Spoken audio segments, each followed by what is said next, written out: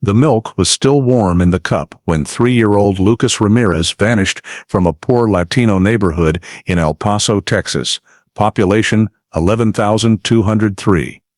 The morning of September 14, 1965, arrived with harsh desert sunlight and dusty winds blowing in from the Mexican border across the dirt roads. Neighbor Lorena Castillo saw the boy sitting and playing with his red toy car on the front porch while his mother, Elena, stepped inside to answer the phone. The toy car slowly rolled to a stop on the steps, sunlight glinting off its peeling paint before it came to rest. 5 minutes later, the front yard was empty, leaving only small footprints in the sand and the faint sound of a green pickup truck driving away from the street. What happened in those brief 3 minutes would haunt El Paso for nearly 3 decades. Before diving deeper into the story, don't forget to subscribe to the channel and hit the notification bell so you don't miss the latest cases. In September 1965, El Paso was still a gray border strip between desert and town, where the heat weighed heavily on corrugated metal roofs, and the dirt roads carried a reddish-brown hue, where Spanish and English mixed together like the shared breath of a poor Latino community clinging to one another to survive. The neighborhood where the Ramirez family lived was unremarkable. Old wooden houses, crooked fences, children playing ball on the dirt, women hanging laundry to dry under the intense sun. Miguel Ramirez, the 32-year-old father, was a laborer loading goods at a warehouse near the border, broad-shouldered but always stooped from long hours of work. Elena, his wife, was just 27.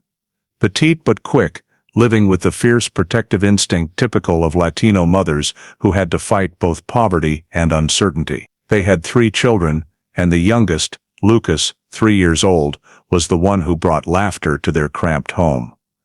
Big brown eyes, chubby cheeks, toddling steps, fond of hugging his mother's legs whenever he was scared of thunder or barking dogs. Lucas was quieter than other children his age, but smart, a good listener, and especially fond of the red wooden toy car that Miguel had made for him by hand. On the morning of September 14th, the weather was milder than usual, the sun still soft and not yet scorching the ground. Old bolero music played from a neighbor's radio, the distant sound of trucks passing by, a light breeze carrying the smell of dry earth and cooking smoke. In that ordinary morning rhythm, Elena opened the front door for Lucas to play in the yard under the wooden porch, letting the boy push his little car up and down the steps while she tidied the kitchen. Around 9 a.m., the phone rang. Elena wiped her hands, went inside and picked it up. The call lasted only 3 minutes, a relative rescheduling a weekend plan. Nothing important, nothing that made her think those would be the last 3 minutes of normalcy. When Elena hung up and returned to the front door, the yard was empty. The toy car lay on its side under the steps, sunlight reflecting off its wooden body, but Lucas was gone. No laughter, no pattering footsteps, no tiny figure trying to push the car, just absolute emptiness, cold as if the air had been sucked out of the space. Elena called his name, first softly, then louder, her voice trembling. She ran around the yard, pressed her hands against the fence, looked into the neighboring yards. No one had seen Lucas. Miguel, hearing his wife scream, came running from the street like a madman, scanning the neighborhood, racing down the dirt path to the alley behind. From the house next door, an old woman said she had heard the roar of a pickup truck engine just minutes earlier, an old motor but revving hard, as if trying to get away fast. Elena ran down the alley to the broken fence, then back to the front yard. The two of them searched every corner, calling his name until their voices were hoarse, but no sound answered. Each passing second made the ground feel like it was cracking open beneath them. No one in the house or among the neighbors had seen Lucas return. No crying, no small footprints running away. Only Elena's pale face and Miguel's trembling hands as he gripped his wife's shoulders. When Elena collapsed on the steps, hands over her mouth to stifle sobs, Miguel had only one choice left. He turned and staggered inside like a man who had just dropped his own soul, with Elena watching him with pleading eyes, but unable to speak. Miguel picked up the wall-mounted phone in the kitchen and dialed the sheriff's office. his voice breaking as if strangled. "Our son, he's gone." That call was logged at the El Paso County Dispatch at 9:48 a.m. The dispatcher, hearing just the first few words, "My boy is gone," immediately activated priority code, classifying the case as missing child. High risk, the highest level in the county's response system. Less than 3 minutes later, an emergency signal went out to all patrol units within a 5-mile radius.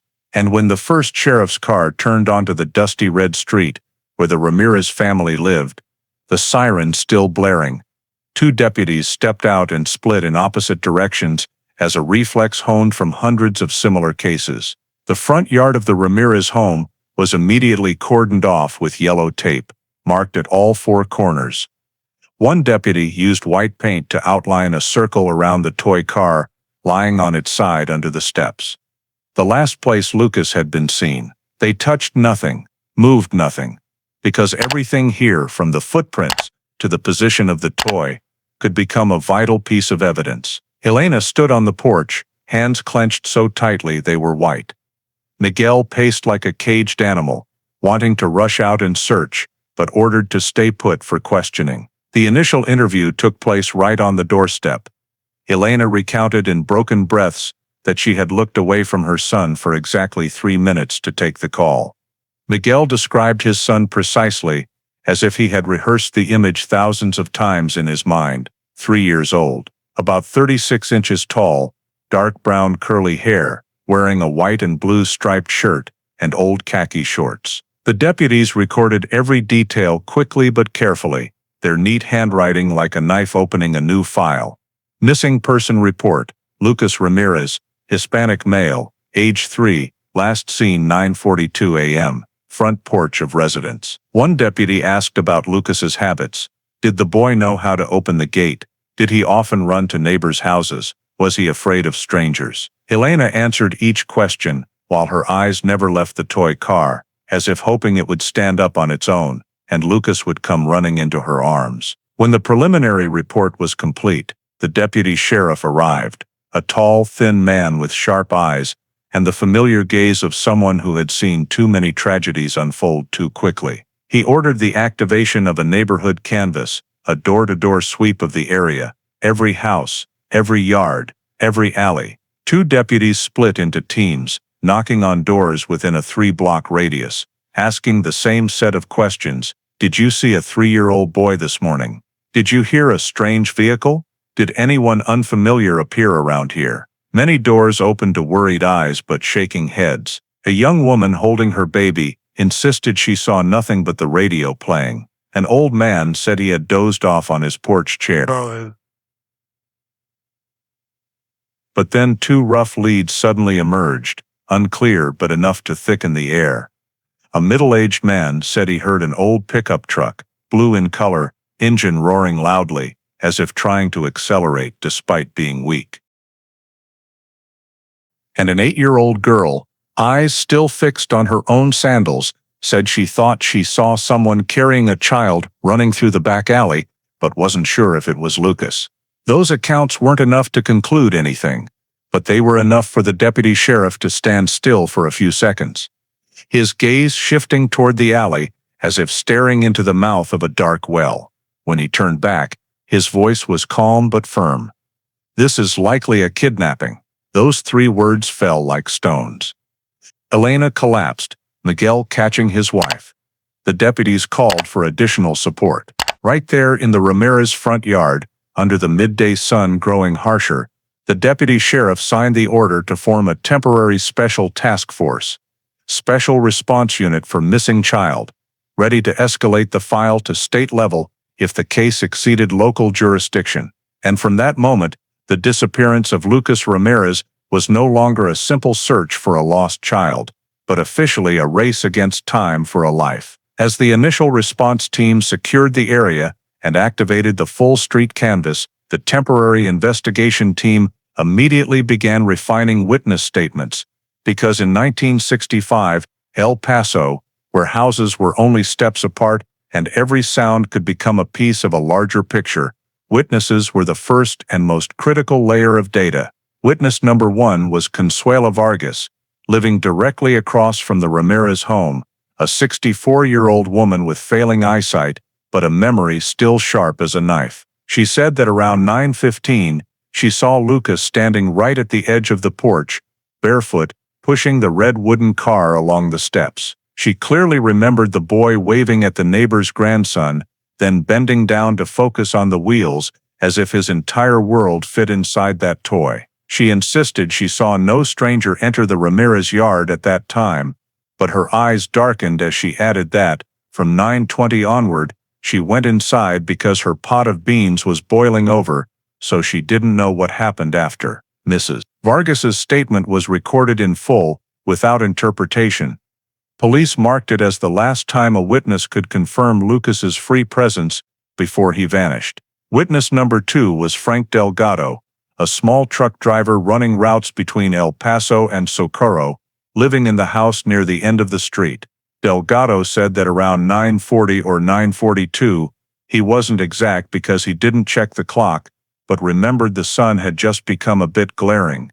He heard a pickup truck engine rev hard. According to his description, it was an old V8, with a hoarse growl and uneven throttling, the kind that sputters like an engine about to fail. He also heard tires spinning in the dirt, as if the driver floored it to leave. Delgado glanced out his porch window, but only caught the back of the truck bed flashing by. He didn't see the license plate or the driver. He said the truck was blue, but in the morning sun he wasn't sure if it was navy or faded. Still, this was the second statement mentioning a blue pickup leaving the area at the exact time of Lucas's disappearance. So police marked it in red pen to separate it from other details. Witness number 3 was an 8-year-old girl named Marisol Jimenez, living in the house at the end of the alley leading to the back dirt road. Marisol stood on her porch when the 2 deputies arrived, hugging an old doll, eyes avoiding theirs as if afraid of being blamed for something. But with a few gentle reassuring words, she began to speak around nearly 9:45. She saw someone carrying a child running across the alley. Marisol wasn't sure it was Lucas because she only saw from afar, but she remembered the person wearing dark clothing and running hurriedly. Not the usual gait of neighborhood residents. She said, the child seemed to be wearing light-colored clothes, but admitted she only caught a glimpse because the person was running fast and the sun was in her eyes. Police marked this statement as inconclusive, but potentially relevant, not confirmatory, but possibly supportive of other pieces. Witness number 4 was a man from New Mexico named Arturo Salinas, a welder, living 2 blocks from the Ramirez home. Arturo reported something unusual. In the 3 to 4 days before Lucas vanished, he saw a dark blue pickup parked at the end of the street, near an abandoned lot. What caught his attention wasn't the truck itself, but that it appeared at odd hours, dawn, or near midnight. Arturo said the driver often turned off the headlights, sat in the cabin for 10-15 minutes, then started the engine and left. Arturo thought the person might be secretly meeting someone in the neighborhood, or simply a night shift worker stopping to rest.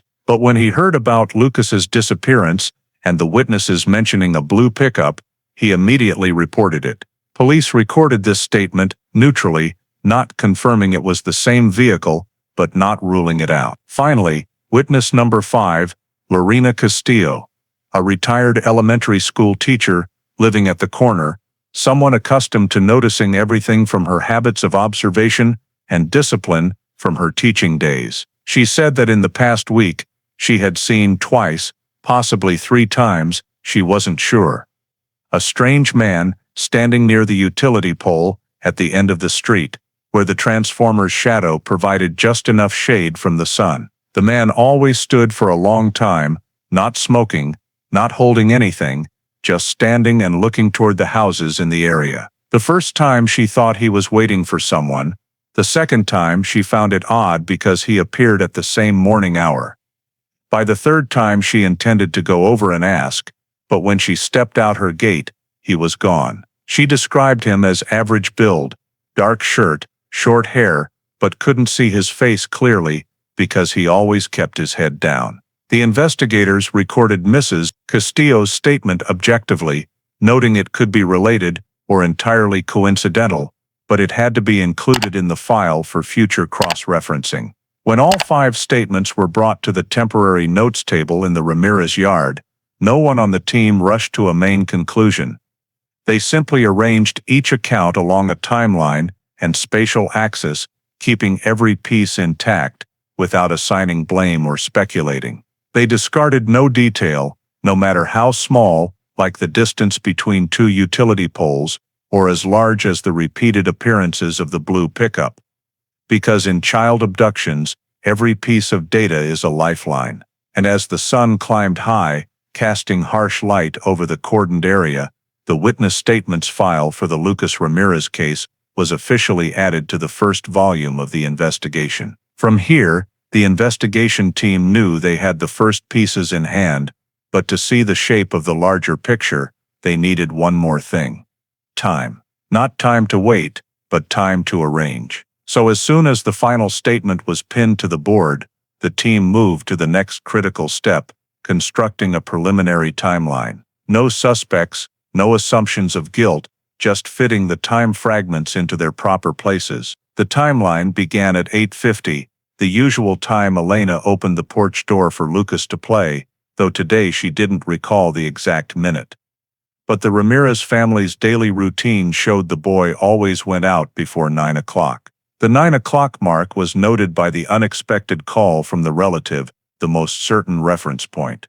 When Elena left the porch, Lucas was still playing with the wooden car. Witness number 1, Mrs. Vargas, confirmed seeing Lucas for the last time around 9:15, right at the edge of the porch, under sunlight that had just turned brighter, meaning her observation matched the description of light and shadows on the steps.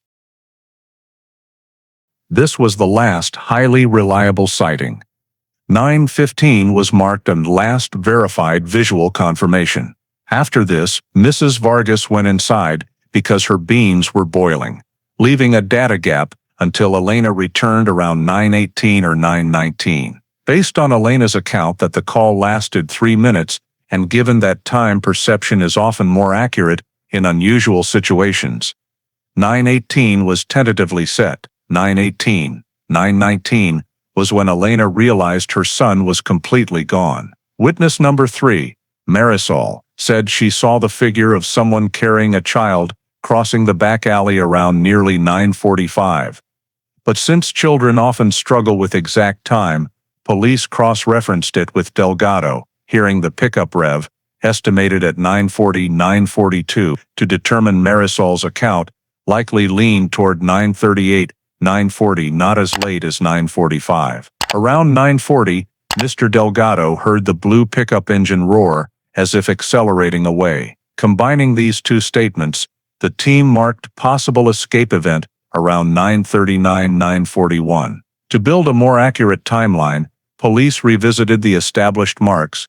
Lucas last seen at 9:15 by 9:18, 9:19, Elena returned, and Lucas was gone. The period between 9:15 and 9:18 was where the decisive events occurred. This was called the window of abduction, 3 to 4 minutes, but through practical analysis, it narrowed to just 60 to 90 seconds. Police calculated based on the toy car's position, the distance from porch to gate, the width of the path, and how quickly an adult could move in that small space without making much noise. Assuming the abductor had observed the porch beforehand, he only needed to wait for Elena to turn away or step inside. When Elena picked up the phone at 9:15, the door was opposite the porch, meaning her view was completely blocked. This was the golden moment. Around 9:15 to 9:16, the abductor approaches the yard, picks up Lucas, turns and leaves, before Elena hangs up. Any light sounds could have blended into the neighbor's radio, distant traffic, or wind. An adult carrying a 3-year-old, weighing about 13, 14 kilograms, could cover 20-25 meters in under 15 seconds, if running fast, or 25-30 seconds, if moving cautiously. The distance from the Ramirez porch to the back alley was only about 18 meters, and if the abductor had parked at the end of the alley, consistent with witness number 4's description, of the blue pickup appearing in recent days, the total time from picking up Lucas to placing the child in the cabin could be just 50-60 seconds. Police also considered another scenario. The abductor didn't use a vehicle, but carried Lucas on foot through the alley to a farther transport. But with the statement about the pickup revving at the exact moment the family discovered Lucas missing, the vehicle scenario was more statistically likely. To reinforce the timeline assessment, police simulated an adult speed carrying or holding a child. The carrier could take long strides, not running too fast to avoid making the child cry or struggle. Assuming Lucas was a calm child who didn't thrash much, consistent with the family's description, the abductor could complete the act in under a minute. The 60-90 second window was marked boldly on the timeline board, like a narrow door between peace and chaos. The team also determined that for such quick and clean execution, the perpetrator must have been familiar with the terrain or had surveilled beforehand. Someone unfamiliar with the street wouldn't know the exact distance from the Ramirez porch to the back alley, wouldn't know the best spot to park without neighbors noticing. Couldn't be sure no one was watching from windows or porches, but witness statements number 4 and 5 about the unusual appearances of the blue truck and a strange man proved someone had been repeatedly present in the area days prior. This didn't make police suspect anyone specific, but it pointed to two possibilities. Either the abductor was local, or an outsider who had spent enough time observing to learn the neighborhood's daily rhythm. Finally, when the temporary timeline was complete, it was arranged as follows: 8:50, 9 o'clock. Lucas on porch, playing with wooden car. 9 o'clock, Elena takes call, leaves porch. 9:15. Witness number 1, last sees Lucas. 9:15. 9:16. Perpetrator approaches. 9:16. 9:17. Perpetrator picks up Lucas and leaves yard. 9:17. 9:18. Perpetrator moves through back alley. 9:18. 9 stent. Elena returns and discovers Lucas missing. 9:38. 9:40. Witness number 3 sees figure carrying child crossing alley. 9:40. 9:42. Witness number 2 hears blue pickup rev and leave. The gap between 9:15 and 9:18. 3 minutes of silence, of time distortion, of illusory calm, was identified as where the abduction took place. Police wrote no names next to the marks, sketched no suspect. They left it blank, because the timeline had no room yet for speculation. But the only conclusion at this point was the abduction was carried out with terrifying speed and precision. 60 to 90 seconds to remove a child from its world. The perpetrator knew what he was doing, and he knew exactly where he was. When the preliminary timeline was pinned up on the whiteboard set up in the middle of the Ramirez yard, the forensics team began taking over the scene with absolute caution, because they understood that a kidnapping occurring in approximately 60 to 90 seconds almost certainly left behind extremely minimal physical traces that only a meticulous collection process could preserve. Starting from the last point where Lucas was seen, the technicians set up barrier markers and spread tire track detection powder over the dry, sandy soil. On the patchy ground, they discovered 3 short parallel grooves, indicating that the front wheels of a vehicle had stopped or lightly scraped the edge of the yard. Though not clear enough to precisely identify the vehicle type, the grooves showed a track width consistent with an older pickup, a detail that needed to be preserved in plaster casts before the sun hardened the soil and the wind blurred the marks. The forensics team continued surveying along the yard, leading to the alley, where witness number 3 had seen the figure carrying the child. At the junction between the yard and the alley, a technician crouched close to the ground, using a low-angle light to highlight faint depressions in the dirt. They documented a fairly clear adult male footprint, approximately 28-29 centimeters in length, with the heel impression deeper than the toe, indicating the person was walking quickly but trying to maintain balance on the sandy soil. This was not Miguel's shoe print, ruled out on the spot after comparing size and sole pattern, nor did it match any shoes from nearby residents on the initial verified list. The tech team made a cast to preserve the print, photographed it from 3 angles, and noted its position with grid coordinates corresponding to the scene map. Moving a few meters deeper into the alley, a lightly disturbed area of soil caught attention. The fine dirt showed lateral skid marks, as if someone carrying a heavy load had lost balance or had to pivot quickly to change direction. The skid extended about 40 centimeters, with the surface slightly plowed up, indicating pressure greater than a normal step. The technician used a soil probe to check compaction and found the layer at the skid point thick and still moist, proving the mark was very recent, most likely made within the last hour. This aligned with the kidnapping timeline. Forensics photographed the entire disturbed area, collected soil samples in sealed bags in case mineral analysis was needed later, to compare with dirt on a suspect's shoes or vehicle floor, if a vehicle was recovered. While scanning the area beside low bushes along the alley edge, one technician spotted a fiber about 1.2 centimeters long caught on a small thorn. The fiber was dark blue, thicker than regular cotton, resembling denim or heavy work jacket fabric. They cut the entire branch segment to avoid damaging the fiber and classified it as unknown textile fiber, a potentially valuable item for future comparison. In the area bordering the yard and alley, considered the kidnapper's primary escape route, the technicians continued scanning with specialized tools for shoe treads, skid marks, or possible fingernail scratches from a child, but the mix of sandy and hard-packed soil made detection difficult. One spot near the steps showed a faint palm-sized indentation, but it was too vague to confirm as Lucas's. Forensics marked it but did not include it in the primary evidence log, as it could simply be from neighborhood children playing in previous days. During the sweep, an unfortunate error occurred. A section of soil near the fence that might have contained small child footprints was not cordoned off in time. By the time the team noticed, a sudden light rain had begun, the kind of sparse shower that could turn fine soil to mud in minutes. When they returned after securing primary evidence, the small impressions were completely gone. The lead technician suspected they might have been Lucas's if the boy had tried to run or was set down for a second before being lifted.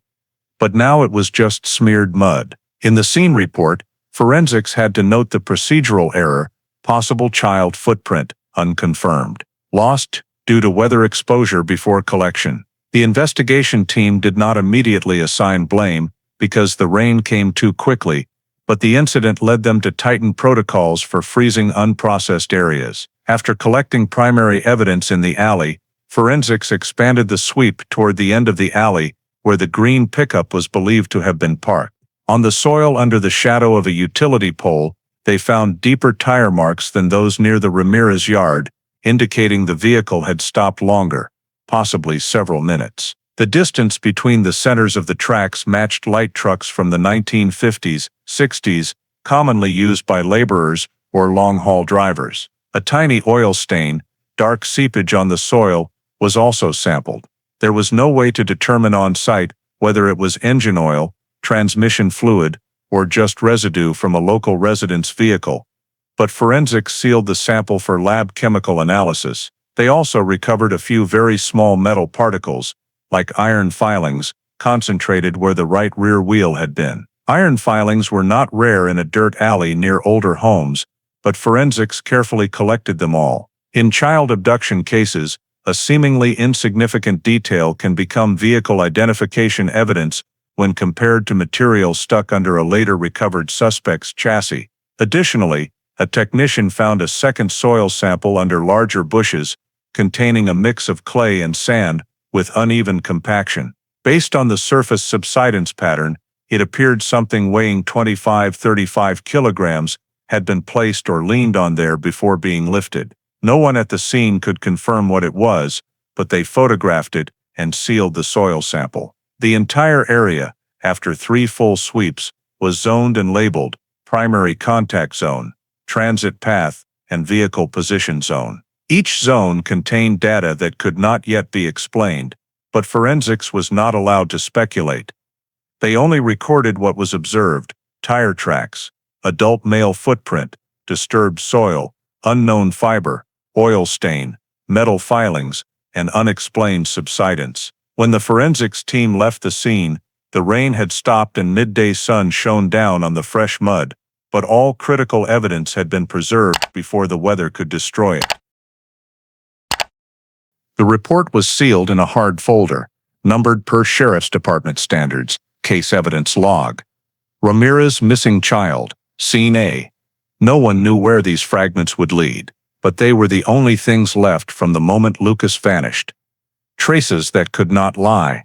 Silent, but far from meaningless. As soon as the forensics team collected the initial evidence and completed scene documentation, the deputy sheriff immediately moved to the next step, organizing a close-range search within a 1 to 2 mile radius around the Ramirez home, because if Lucas was still somewhere in the neighborhood, hidden in someone's yard or lost in an abandoned house, every passing minute was critical. The search began with the nearest points: vacant houses whose owners had moved or been foreclosed on, places curious children sometimes sneaked into to play.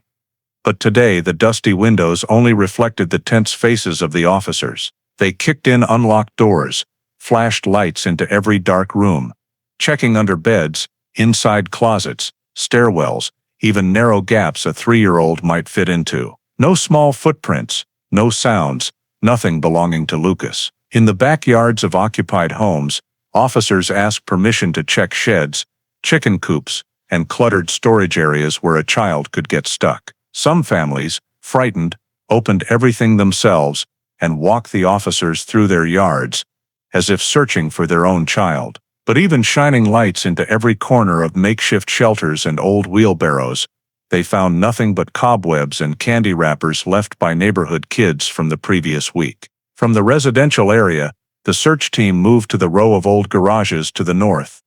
A long block with more than 10 rusted doors, some unopened for years, others so dilapidated that wind blew through torn metal sheets. This was a place a child might run into to escape the sun, or where someone with bad intent could hide one. Officers used crowbars to pry open stuck doors, the screeching metal echoing in the empty space and making many shiver. Inside each garage, they checked wooden crates, old shelves, stacked tires, and empty barrels. Calls of Lucas rang out, only to echo back hollowly. No signs of a child, no response, nothing but the smell of old motor oil soaked into concrete for decades. After the entire row was checked 3 times, the team moved to the vacant lot to the east, a wide open area with weeds knee-high, once the backyard of a demolished block. This area unsettled many.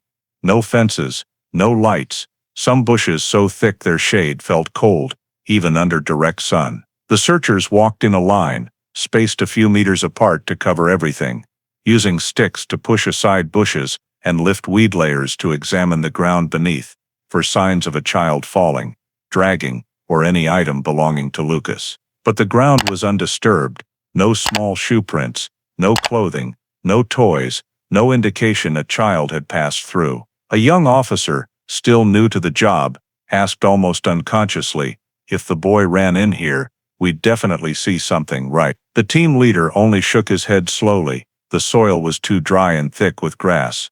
If Lucas had been there, there would be uneven compression or broken stems, but there was nothing. From the vacant lot, they expanded to the dirt road behind the block, checking shaded spots under trees and patches where children often sat to play. Still empty. Each time an area was cleared, the heaviness grew, not from finding something bad, but from finding nothing at all. The search continued outward to side streets connecting to the small market, where normal noise might have masked a child's footsteps if Lucas had wandered off.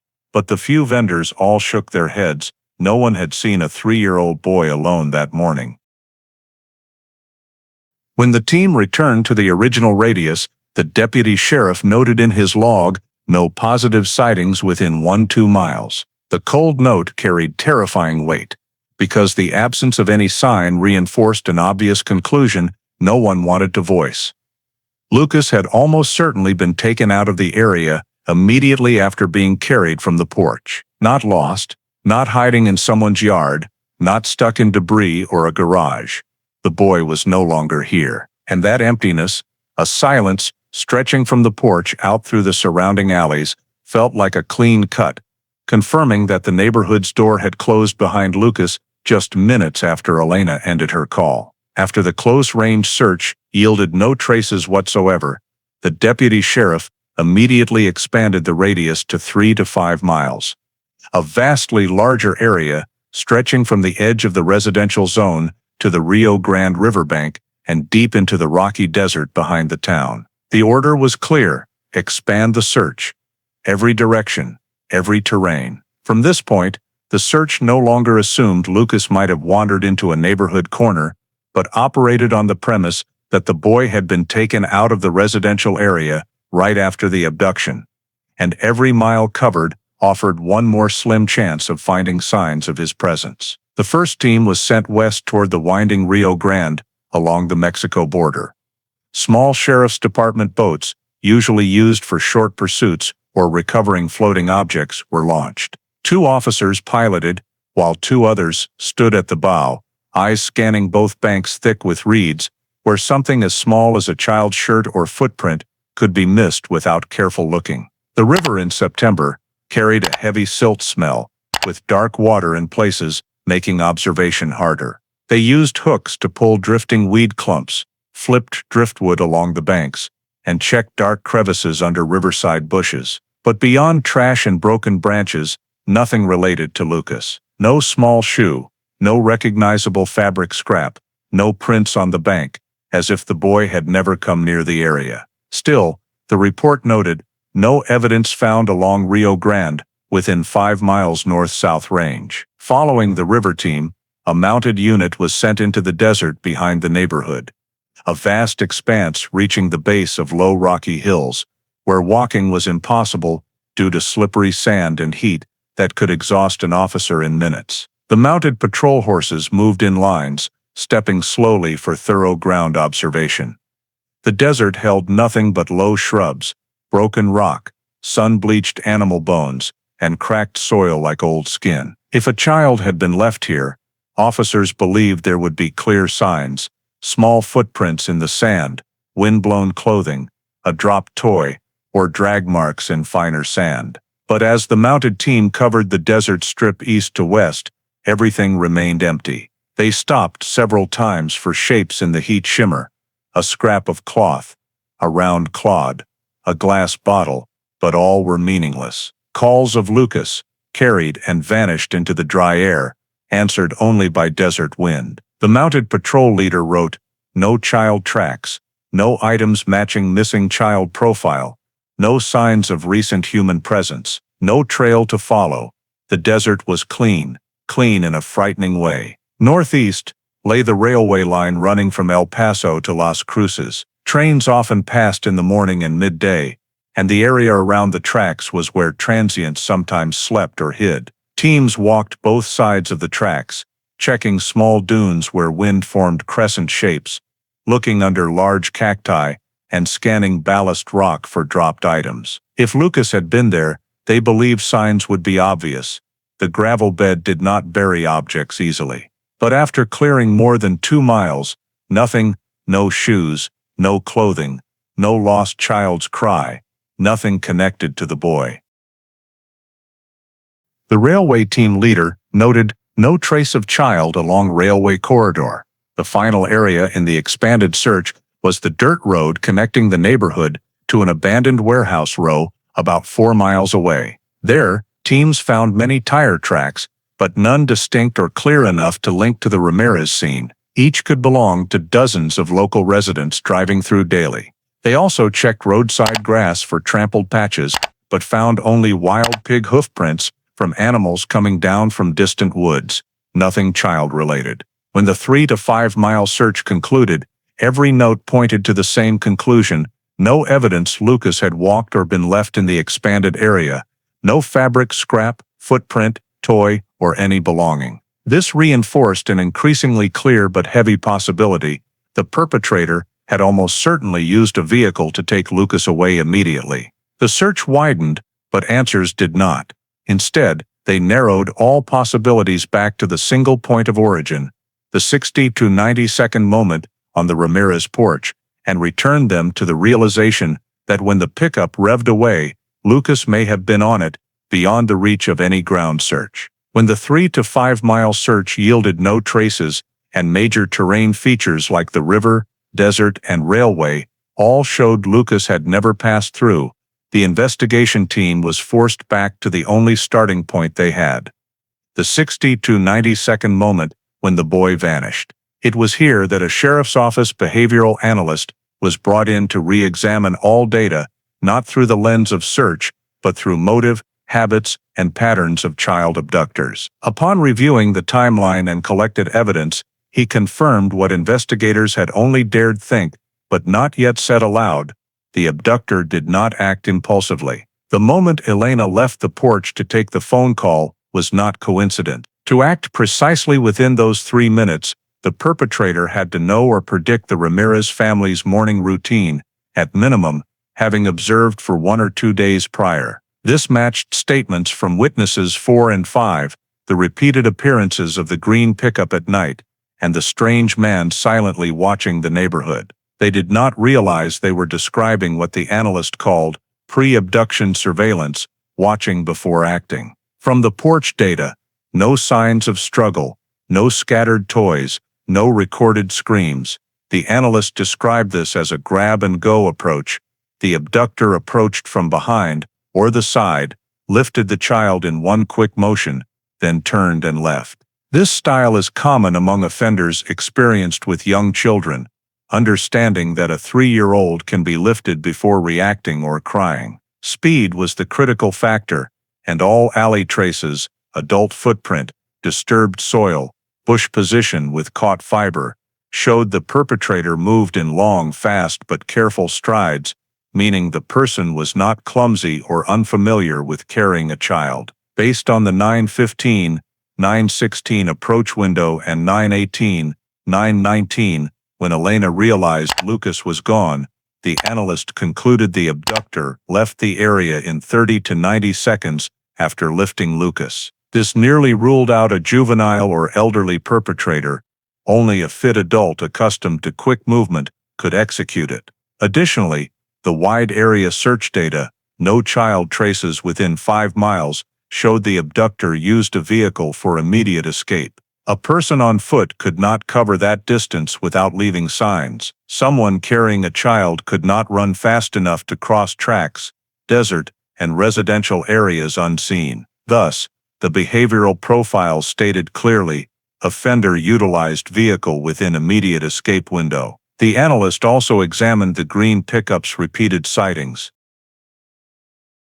A vehicle appearing multiple times in a poor neighborhood at odd hours could indicate scouting escape routes, suitable parking spots, or checking neighborhood awareness. Opportunistic child predators often lack elaborate plans like professional criminals, but they observe surroundings closely for weaknesses, and the weakness here was obvious. Elena routinely went inside for a few minutes each morning. Miguel left early for work. The neighborhood was sometimes busy but quiet at that hour, and the Ramirez porch faced the dirt road, easy to approach and leave. The analyst drafted an initial profile. The offender was likely a male aged 25, 45, from a labor or mobile work background, familiar with older pickups, experienced handling or controlling young children, and confident enough to act in daylight in a residential area without leaving struggle signs. Another emphasized point: the offender may be local or work within a few miles, as quick navigation through alleys and logical parking choices usually indicate terrain familiarity, knowing dead-end alleys, low-traffic roads, and quickest turnaround spots. However, the profile left many blanks.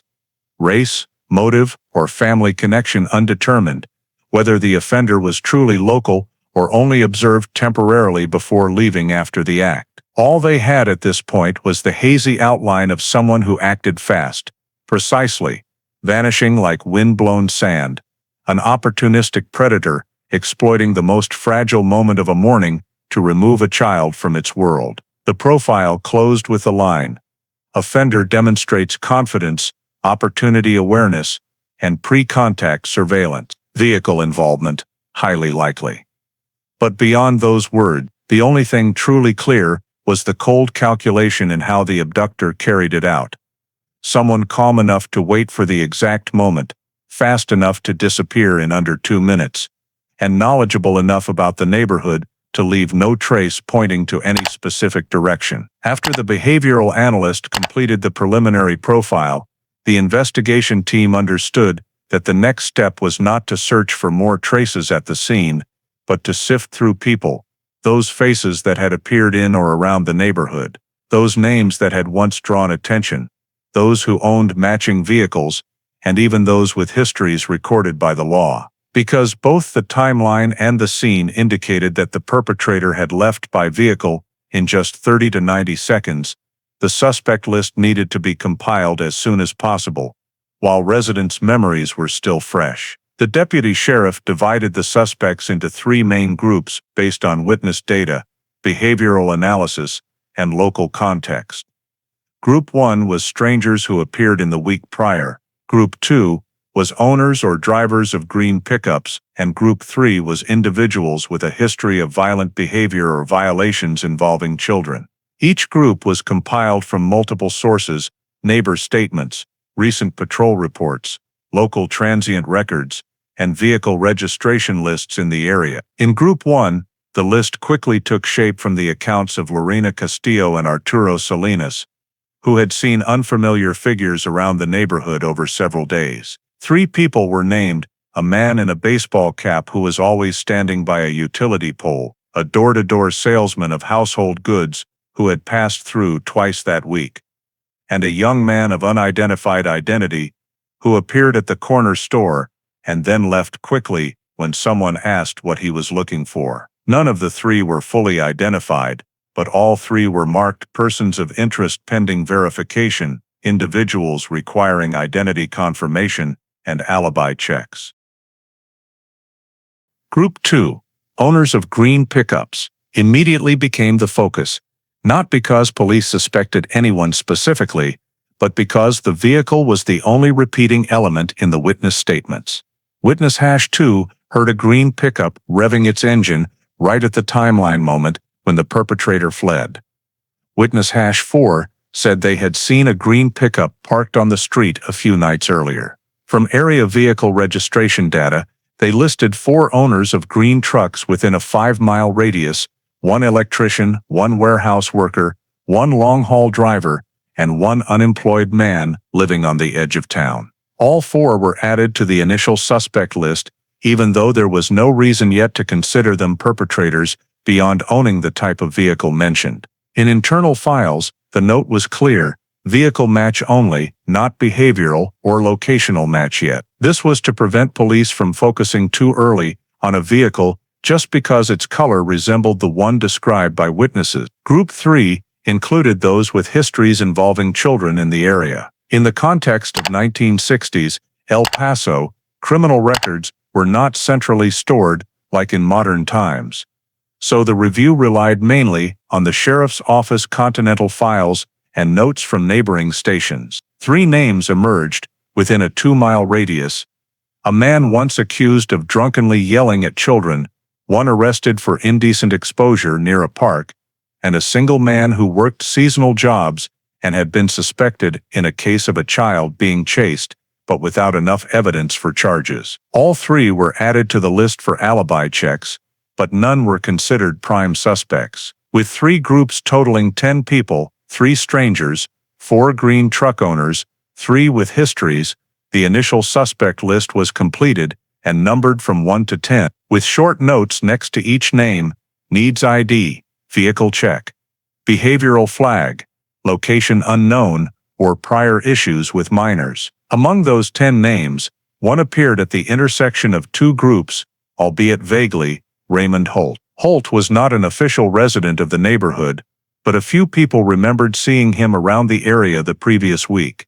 He had once owned an old dark green pickup, though neighbors weren't sure if the truck was still running, and the sheriff's office file noted a minor public disturbance violation from a few years back. Each of those details, taken alone, was innocuous. A man not regularly present in the area, an old truck, a minor violation record. But when placing Holt on the initial suspect list, one investigator added 3 small marks next to his name, not to indicate guilt, but to note that Holt appeared in both Group 1 and Group 2. Strangers seen the previous week and green pickup owners. A third mark was added after the team reviewed files. Holt had once been noted in an old report for unusual behavior toward children, though the incident led to no charges. That wasn't enough to place him in Group 3, but it was sufficient for police to list him in the notes.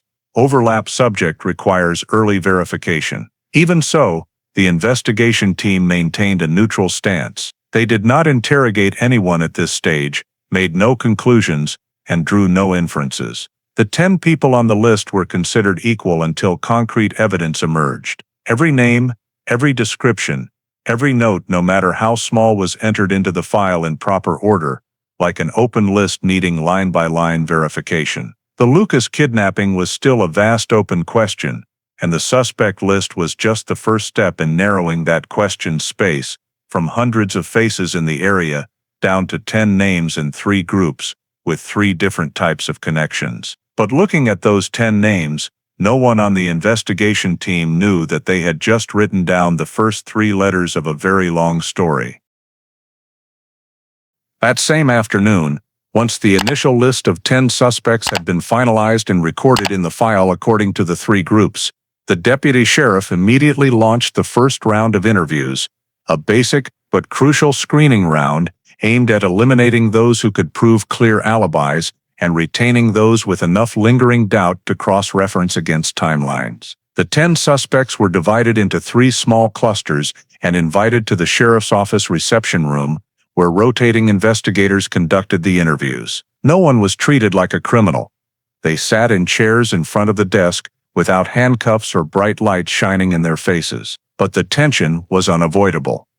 The first was from the group of strangers who had appeared in the neighborhood in the days prior. That was the door-to-door household goods salesman, a thin man with black hair carrying a large backpack of merchandise. When asked about the morning Lucas disappeared, he stated he was selling at a market 3 blocks away, seen by at least 6 other vendors. Police quickly confirmed with a stall owner by phone that he was there from 8:30 to around 10 a.m. rock-solid alibi. The second stranger, the young man at the corner store, said he was on his way to a job interview at a machine shop that day. The shop's records confirmed he arrived for the interview at 9:10 and left at 9:55. No reason to doubt. The third stranger, the man in the baseball cap by the utility pole, was harder to verify. When asked, he said he was waiting for a friend to pick him up because his car had broken down. He couldn't recall exactly which day he had been standing there, and his statement had many vague details, but he had an alibi for the morning of the incident, working at a warehouse 4 miles away, and electronic time clock records confirmed he clocked in at 8:55 and didn't leave until after 11. All 3 were removed from the main list. Next, the 4 green pickup owners were brought into the interview room one by one. The first, the electrician, presented a clear work schedule. He was on a job in Sunland Park that morning, with service receipts signed at 9:20 and 9:50 at 2 different houses. The second, the warehouse worker, said his truck was in the shop for repairs that morning. Police called the garage directly, and the owner confirmed it. The third, the long-haul driver, was in Las Cruces at the time of the incident, with a gas receipt and security camera footage from the station. Additionally, his delivery was confirmed by the company.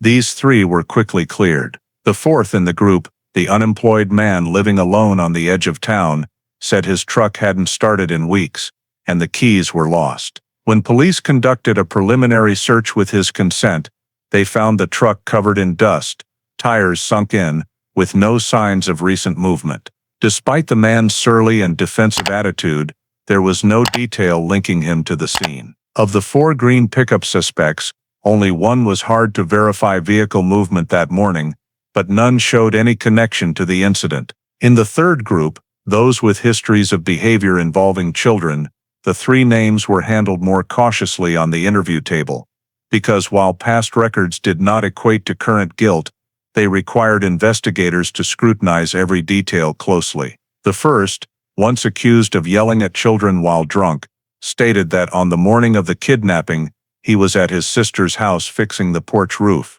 His sister and neighbors confirmed it. The second, once arrested for indecent exposure, said he was working at an auto repair shop.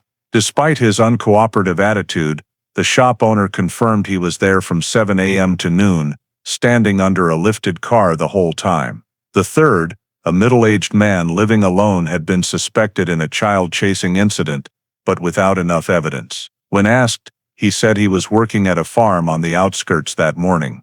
The farm owner confirmed he arrived on time and worked continuously.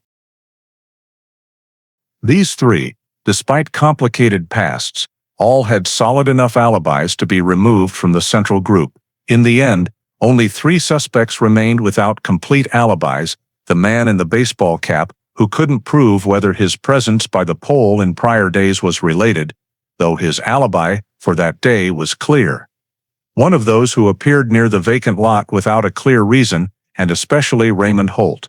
Holt was brought into the interview room not because police suspected him more than others, but because his name appeared at the intersection of 2 groups: strangers seen multiple days prior and former owner of an old green pickup. When asked, Holt said he was at home that morning, fixing the truck, but when police asked for detailed descriptions of the repairs or anyone who could confirm he was home between 9:15, 9:30, he only responded vaguely that he lived alone and no one had time to watch him fix the truck. Holt's alibi was weak, with no witnesses, no timed records, and his truck supposedly being worked on electrically in the backyard. However, since it was only his one-sided statement with no direct link to Lucas, police noted, alibi unverified, requires further check. When the first interview round ended, 6 people were removed from the list, 3 remained in vague suspicion, and Holt, though without charging evidence, was marked separately due to his weak alibi and the coincidence of a few unverified details. But at this stage, the investigation team maintained a clear position: everything was just initial data. No one was concluded guilty. Every note needed further cross-checking. In the temporary meeting room, the suspect list board was updated from 10 names down to 4, hanging uncertainly amid timelines and note papers, the first pieces of a picture with far too many gaps. When the first interview round concluded and the suspect list narrowed to 4 names in the monitoring zone, the investigation team thought they could finally focus more on verifying alibis, cross-referencing timelines, and reorganizing related clues. But that focus was quickly disrupted by something unavoidable in any child disappearance case: interference from media and the community, a whirlwind of rumors, guesses, and false information that made the already fragile picture even more chaotic. Just hours after the missing child alert went out on local radio, the sheriff's office hotline began receiving the first calls, initially words of encouragement, prayers for the Ramirez family, and a few claiming they had just seen a child resembling Lucas at a store north of Alameda Avenue. Police immediately sent a unit to check, but it turned out to be a 4-year-old boy with his grandmother. And that was just the beginning. By evening, calls surged. Panicked voices, vague assertions, confident but baseless claims: I saw him at the ball field. I saw him at the bus stop. A man was leading a little boy running fast. Someone carried a child into a white van.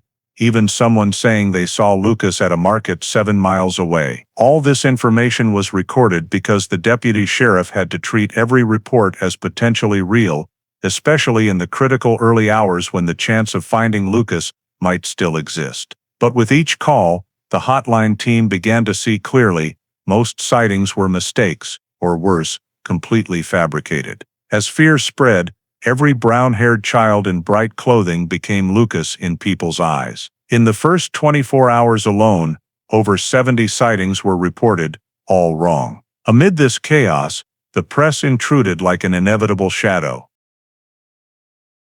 A reporter from the El Paso Herald went straight to the scene, asking questions that probed deep into pain. Was there any family conflict? Had Lucas wandered off before? Had anyone threatened the family? Some neighbors, out of panic or a desire to help, told the reporter that maybe the family wasn't watching Lucas as closely as they should have. A careless remark that was immediately turned into the headline: could parental neglect have led to the disappearance? That cruel question, printed in black ink the next morning, sparked a wave of irrational suspicion toward Miguel and Elena. Some in the community began whispering, "Why did Elena leave him alone? Is Miguel hot-tempered? Are they hiding some family issue?" Those baseless rumors spread faster than the missing person alert, forcing police to send an investigator to reassure the family at the very time they were grappling with fear and guilt. Meanwhile, rumor networks in the Latino community added completely fabricated elements to the story: that a white van had been seen multiple times in the area, that Miguel owed someone money, that a stranger had asked for directions to the Ramirez home. Each rumor became a new call to the sheriff's office, and each call had to be logged, filtered, and categorized, diluting already thin resources. One young investigator said that in 1 hour, he received 6 calls from 6 different people, all claiming to have definitely seen Lucas at 6 unrelated locations. When he probed each, he realized their descriptions were generic, with no recall of clothing colors, and some weren't even sure if the child was a boy. But out of fear of missing the chance, they called anyway. Even outright fabrications began appearing. 2 anonymous calls claimed Lucas had been taken across to Mexico, but when police asked for details, the callers hung up immediately. Another call said the child's body had been found, silencing the entire hotline room for seconds, but it turned out to be a cruel prank by an unknown person. Another call, from a drunken man's voice, declared the perpetrator was the guy in the baseball cap, with no reason beyond he looked suspicious. Such information didn't advance the investigation, but dragged it down like walking through mud. The team had to dispatch 6 units to check the most critical sightings, though most were useless. When they arrived, the child reported as resembling Lucas turned out to be another family's son. When they checked the white van, the owners were just unloading bread for sale, and when they went to the spot reported as seeing a man running with a child, the man was simply carrying his daughter to the doctor. Each time, they lost more time, more manpower, more exhaustion. Pressure mounted from all sides, from the desperate family wanting to believe any lead, from the community demanding answers, from irresponsible media questions, and from the ticking clock, making every hope more fragile. At the end of the first search day, the deputy sheriff summarized in the report: more than 70 reports, none credible. Widespread misinformation severely obstructed operational efficiency. It wasn't that people didn't want to help, but in collective fear, everyone saw what they thought they saw, and the shattering of community memory had made the already difficult investigation path much darker. After a day immersed in the chaos of media noise and misleading sightings that had pulled the investigation off its original course, the deputy sheriff ordered the case to be brought back to its foundational elements: time, motion, and physics. Things that do not lie. The forensics team was immediately summoned to headquarters to begin reconstructing the timeline, using technical modeling rather than relying on witness memories, which had proven prone to distortion under pressure. They spread a large map of the Ramirez neighborhood across the table, marking every collected point: the location of the front porch, the yard gate, the rear alley, the bush containing fabric fibers, the disturbed soil area, and the spot where a witness heard the pickup rev its engine.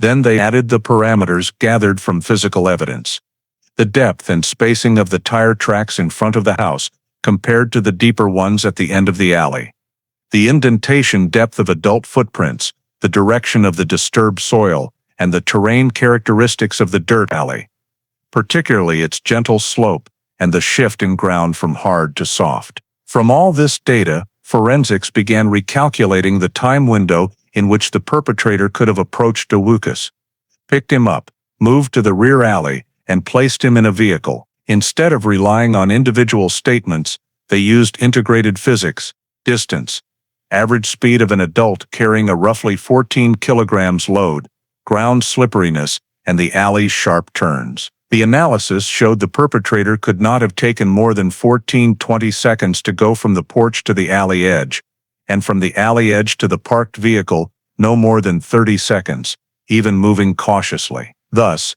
the entire movement, from lifting Lucas to placing him in the truck cab, took a minimum of 44 to 52 seconds, or 60 to 70 seconds, if there was hesitation. This aligned with the initial assessment that the abduction happened extremely quickly, but this time the numbers were built entirely from forensic data, unaffected by the ambiguity of human memory. To validate the movement speed, the forensics team used a path simulation based on a 3D map. They recreated the neighborhood terrain as it existed in 1965, using archived photos and early satellite maps to determine the exact width of the porch, the distance between the gate and the dirt road, and the gentle slope of the rear alley. When simulating an adult approximately 5'9" inches tall, weighing 165, 187 pounds, carrying a small child in their arms, and following the marked route, the model revealed something startling. Anyone performing the act would need considerable confidence, because the path required a very quick right turn in a narrow section without stumbling or stopping. The model showed that if the person carrying Lucas ran at 2.3, 2.5 m/s, they could reach the vehicle placement point in under 1 minute. This matched the footprints. Deeper heel impressions indicated the person had applied force when turning or accelerating to maintain balance, especially while holding a heavy load. Once the runner's timing was established, the forensics team shifted to analyzing the pickup's departure motion from the scene. Witnesses heard the engine revving around 9:40, 9:42, but forensics could not use this perceived time as a benchmark. Instead, they cross-referenced it with the tire track positions at the alley end. The two deeper tracks in that area indicated the vehicle had idled briefly, estimated at 10 to 25 seconds, before accelerating away. Measuring the distance between the tracks and the alley entrance, forensics estimated the truck needed about 4-6 seconds to reach sufficient speed to produce the revving sound heard by witnesses. The dirt surface caused the tires to spin more forcefully, creating loud noise even without extreme acceleration. Comparing the track width to 1955, 1965 truck data in old DMV records, forensics found the wheelbase most closely matched Ford F-Series models from 1959, 1961. Although they could not conclude the vehicle was a Ford, since 3 other makes had similar dimensions, this data was classified as a vehicle class consistency indicator. From there, the team moved to simulating the truck's escape route. If the pickup was parked at the alley end,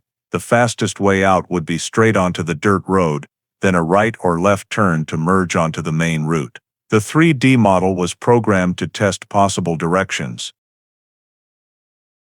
When accelerating at 22, 28 km/h, a speed consistent with a 1960 era pickup, revving hard to break free from soft dirt, the time for the vehicle to exit the visible range from the Ramirez house was only 6-8 seconds. This explained why so few witnesses clearly saw the truck. If it left in a direction not directly facing the residential area, the person carrying Lucas could have vanished before any neighbor managed to look out. When the model was complete, forensics began comparing all data against the known characteristics of the remaining initial suspects. Not to accuse, but to see who best matched the movement capability and vehicle use in the model. Of the 4 still on the list, only one had ever owned or had access to an older pickup model, Raymond Holt. The data did not prove Holt was at the scene, but when the forensics team input alibis, path, and vehicle characteristics into probability scoring software, Holt matched 70% with the perpetrator model, not 100%, but higher than anyone else. This was noted in the report not as a conclusion, but as an observation of significant alignment between the forensic simulation and basic data related to Holt. The forensic timeline reconstruction ended with a cold note: abductor access, under 20 seconds. Carry duration 44-70 seconds. Vehicle departure, immediate. Combined match with known data, partial strongest overlap with subject RH, but at that point, it was all just simulation. Nothing in it was enough to identify who had carried Lucas from the porch. Only speed, distance, tire tracks, footprints, and silent numbers lined up on the board. Data that revealed no perpetrator's name, only that the person knew exactly what they were doing. Immediately after the forensics team completed the perpetrator's time and path simulation, The deputy sheriff decided to shift the entire focus of the investigation to the single element that repeatedly appeared in statements, scene evidence, and the reconstruction model. The green pickup truck, an older model whose wheelbase matched the tire tracks recorded in the Ramirez yard and at the alley end. This was not proof, but the clearest data thread in the sea of chaotic information the team had. With assistance from the DMV registry and 1965 El Paso County vehicle records, police compiled a list of 12 green or near-green Ford F-150s registered within an 8-mile radius of the Ramirez neighborhood. The list was printed in duplicate, each copy including vehicle photos were available, and investigators were assigned to verify each owner that same day. The goal was not to find the perpetrator, but to eliminate as many vehicles as possible to narrow the suspect pool. The first owner was an elderly electrician living on Montana Avenue. He owned a faded green Ford F-100 used for hauling tools. When police arrived, the truck was parked under a tree in front of the house, covered in dust, with the bed full of electrical wire and sealed toolboxes from that morning's job. He provided work invoices time-stamped at 9:20 and 9:50. Precisely during Lucas's disappearance and the pickup's departure. Perfect alibi. The truck had no soil matching the scene.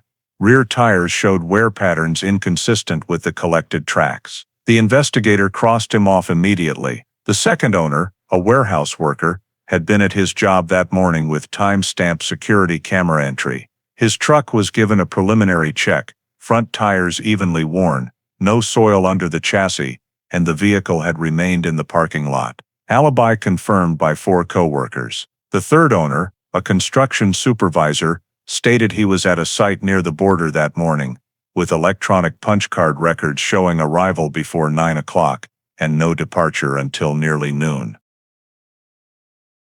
His was a darker green F-100, newer than most, with specialized equipment in the bed. The investigator examined the tread and found it did not match the scene tracks.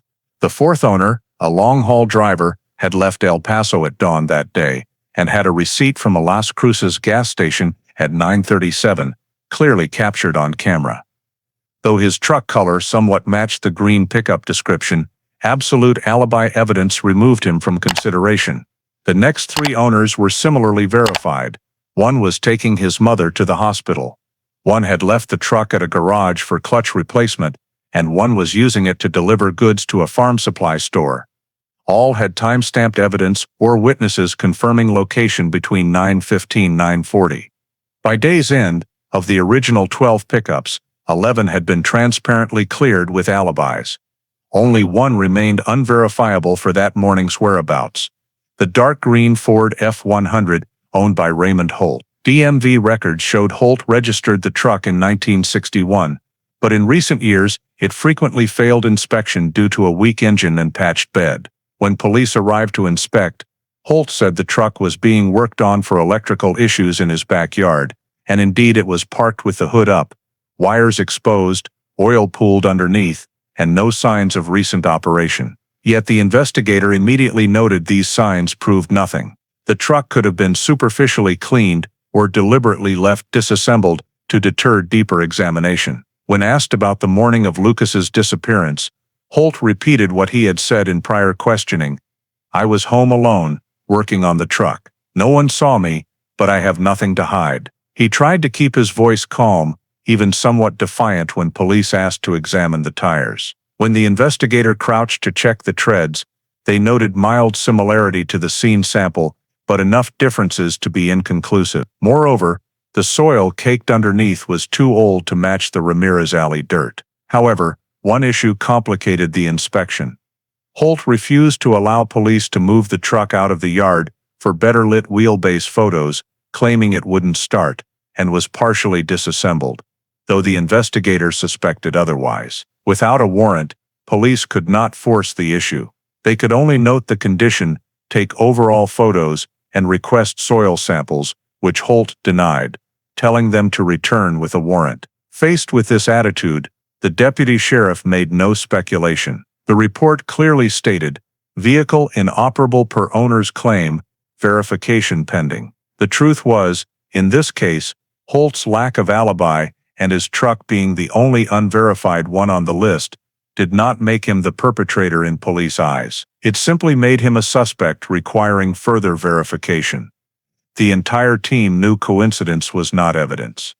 A green pickup seen at the scene did not mean any registered owner was guilty. But while 11 other trucks had been eliminated, Holt's remained in the gray zone, not cleared, not charged, not clean enough to ignore, not dirty enough to seize. When the green pickup report was finalized, the deputy sheriff wrote the official comment, 12 vehicles examined, 11 cleared. 1 unverified due to insufficient cooperation from owner and lack of external confirmation. And from that moment, the investigation moved to the fragile boundary between data, coincidence and suspicion, a boundary every investigation must cross, knowing one wrong step could send the entire direction veering away from the truth. Immediately after the green pickup list narrowed to only Raymond Holt's Ford F-100, the team decided to shift focus to the life, travel history, and legal record of this 38-year-old man, a name that had already appeared vaguely in scattered neighborhood stories within El Paso's Latino community, but had never before been placed directly under the investigative spotlight.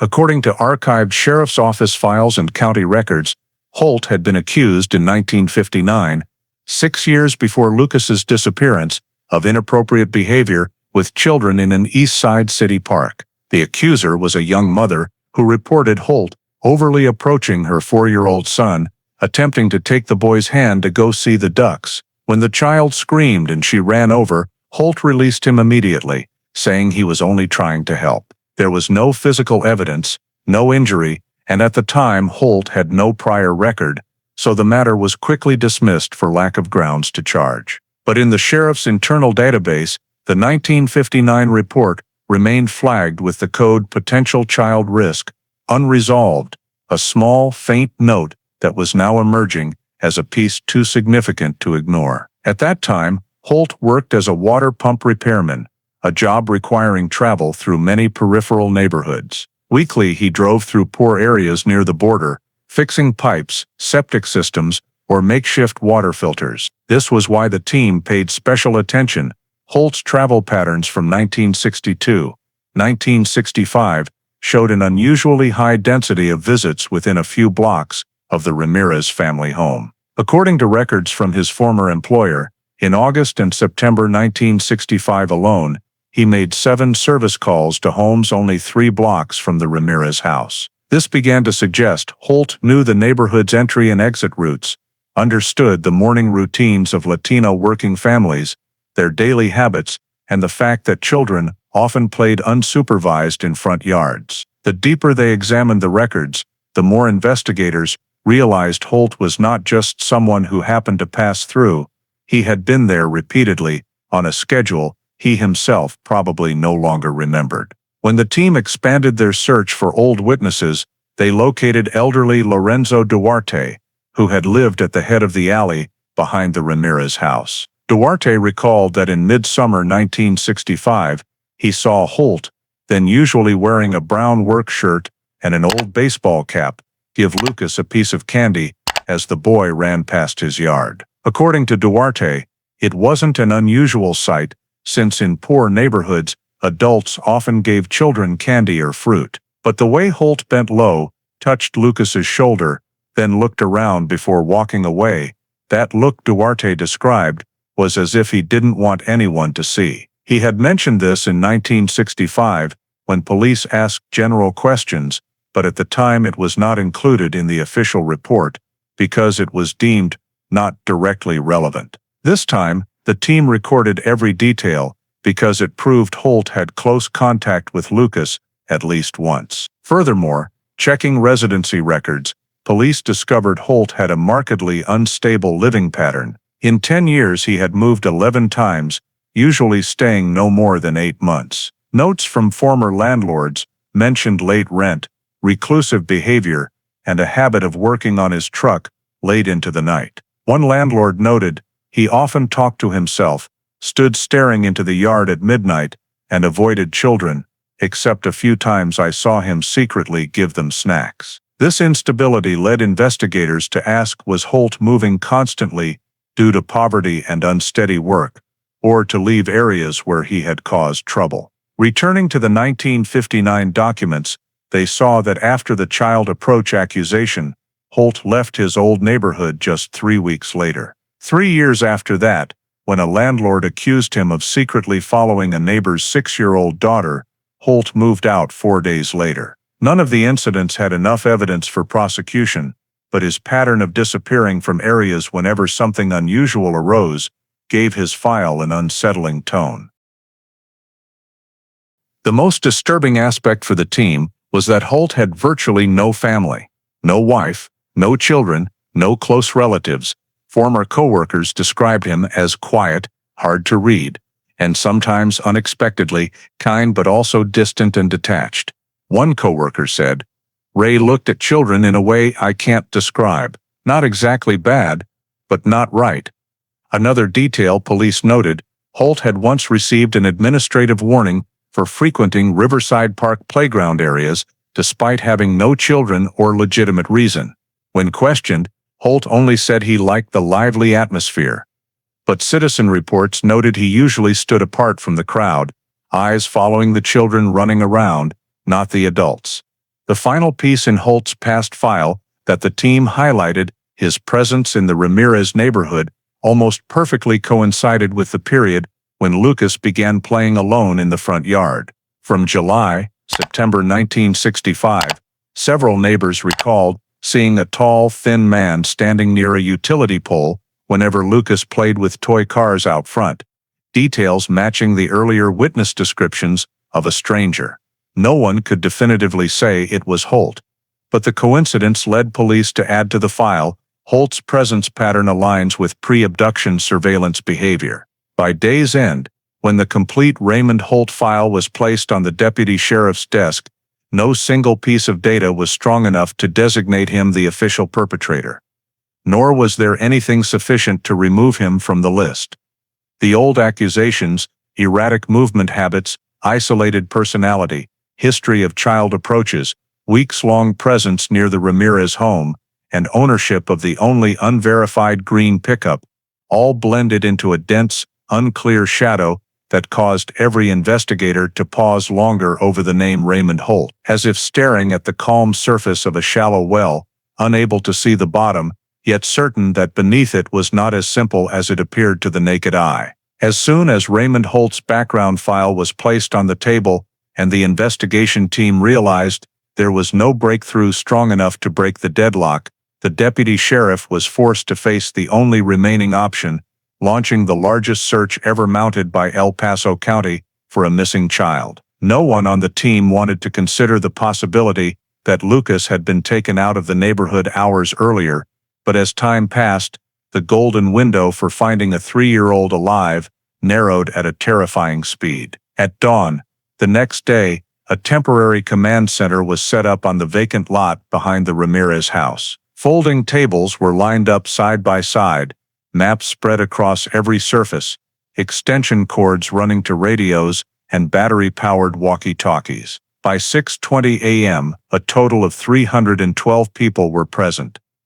County deputies, federal agents, firefighters, Civil Air Patrol members, church volunteers, neighbors bringing water and flashlights, even people who had driven over from Las Cruces to help. With a 3-year-old in a semi-desert environment, daytime heat and nighttime cold could kill within 24-36 hours if the child was left exposed. So the sheriff ordered the formation divided into specialized teams, ground search teams, riverbank teams, mounted teams, abandoned structure teams, and aerial teams. At exactly 7:05 a.m., the first Bell 47 helicopter lifted off, circling over the Ramirez neighborhood before expanding to a 3-mile radius, scanning the ground from low altitude. From above, El Paso appeared arid and endless, scattered low rooftops, torn-up vacant lots, dusty red roads, leading to the fringes where the desert began swallowing everything. While aircraft scoured the skies, on the ground the search parties formed long lines, each person an arm's length apart to ensure nothing was missed. They pushed through cactus clumps, dirt mounds, rotting boards behind old garages, calling Lucas's name over and over like a fragile thread of hope. Miguel Ramirez walked with one of the search teams, his voice choking each time someone bent down to pick up an object only to conclude it was unrelated. Elena could not venture far, so she was taken back to the command area to wait for updates. But every crackle of a walkie-talkie made her heart leap. At 9:40 a.m., the riverbank team discovered the first potentially relevant item, a pale yellow piece of children's fabric about the size of a palm, caught on brush right along the Rio Grande bank, nearly 4 miles from the Ramirez home. The team leader immediately ordered the area cordoned off, stakes placed, photos taken, and the sample collected according to 1965 forensic protocol, using a brown paper bag, noting the date and time, the collector's name, and exact location. The fabric scrap was treated as the most significant clue since Lucas vanished. But the problem was that DNA technology did not exist. There was no way to determine whether it belonged to Lucas or some other child. A nearby resident said the area was often visited by kids from the Riverside neighborhood, so the scrap's value could not be confirmed. Still, investigators treated it as a plausible sign of the abductor's direction of travel. While the forensic team collected the sample, other groups continued expanding the search. The mounted team rode deep into the brushy land to the south, where clusters of mesquite created shadows large enough to conceal a person or object. They checked each area methodically, leaning down to examine every cracked patch of earth, but aside from a few animal tracks, nothing related to a child. The rail team walked the tracks near the neighborhood, checking between ties and behind abandoned freight cars, all empty. The search continued non-stop through the midday heat that parched throats in minutes. Elderly volunteers had to be rotated for water breaks. A few collapsed but insisted on returning to the line after resting. The entire community was functioning as one body, strained by the same fear. Where was Lucas? And was he still alive? At 2:35 p.m., the second helicopter reported no suspicious findings within a 5-mile radius. Vehicle tracks left long dust trails on the ground, but carried no sign of a child missing for nearly 30 hours. The second day of searching ended without any additional physical evidence beyond the yellow fabric. The deputy sheriff logged the end-of-day report. No footprints, no clothing, no personal items. No confirmed sightings. A fearful silence settled over the entire command tent, as if everyone sensed that Lucas was no longer within their reach. No one said it aloud, but everyone understood. If the abductor had fled the scene by car in just 1 minute, as the forensic model indicated, Lucas could already be very far away. Too far for a conventional ground search. But no matter how realistic that possibility was, the search teams worked until the last moments of daylight. As the sun set behind the Franklin Mountains, painting the sky a mournful red, the groups returned, shoes caked in dust, eyes sunken from exhaustion. Most stayed silent, because the same unspoken question haunted each of them. If Lucas was still alive, where was he in the vast darkness of Texas? The county's largest search ever had ended without bringing the boy home, and that naturally but cruelly pushed the case closer to the shadow of the word every family dreads: deadlock. The massive search faded with that evening's sunset, and as the last light withdrew from the Franklin Mountains, the deputy sheriff stood before the command board covered in red arrows, circled markers, and crisscrossing search routes like a tangled web. And not one of them had led to Lucas. On the third day since the boy's disappearance, there were no more helicopters taking off, no more mounted teams charging into mesquite thickets, no more urgent walkie-talkie calls of Lucas's name. Instead, there was the heavy silence of an investigation that had exhausted every resource without advancing a single inch. The sheriff's office was now buried in reports, the children's fabric scrap sealed in a brown paper bag, tire tracks, photographed, but not matching any pattern conclusively, witness statements piled up without any pieces connecting into a meaningful picture. The team had hoped that after hundreds of searchers, dozens of hours combing the desert, and the entire neighborhood turned inside out, even one small piece of evidence, a toy, a shoe print, or a witness seeing the direction a vehicle fled, would be enough to open an escape route, but even that minimum never appeared. By midweek, the deputy sheriff called an emergency meeting of the entire team in the old briefing room, where the blackboard still held faint chalk marks from previous meetings. He stood before them, hands gripping the edge of the table, as if to keep himself upright. No one spoke. Everyone knew what was coming. "We have no new evidence in the past 48 hours, he began, his voice low and weary. "All search sectors within a 5-mile radius have been covered to the maximum. No additional witnesses, no physical evidence, no indication Lucas is still in this area." A heavy silence filled the room. No one wanted to hear the next sentence. "As of this morning," he continued, eyes fixed on the thick case file, "we have no viable investigative leads left."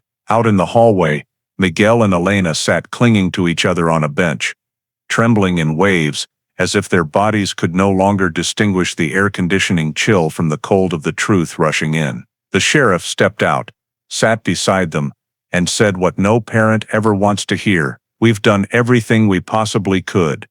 Until new information comes in, the case will be moved to inactive status." Elena doubled over, her sobs bursting out with nothing left to hold them back.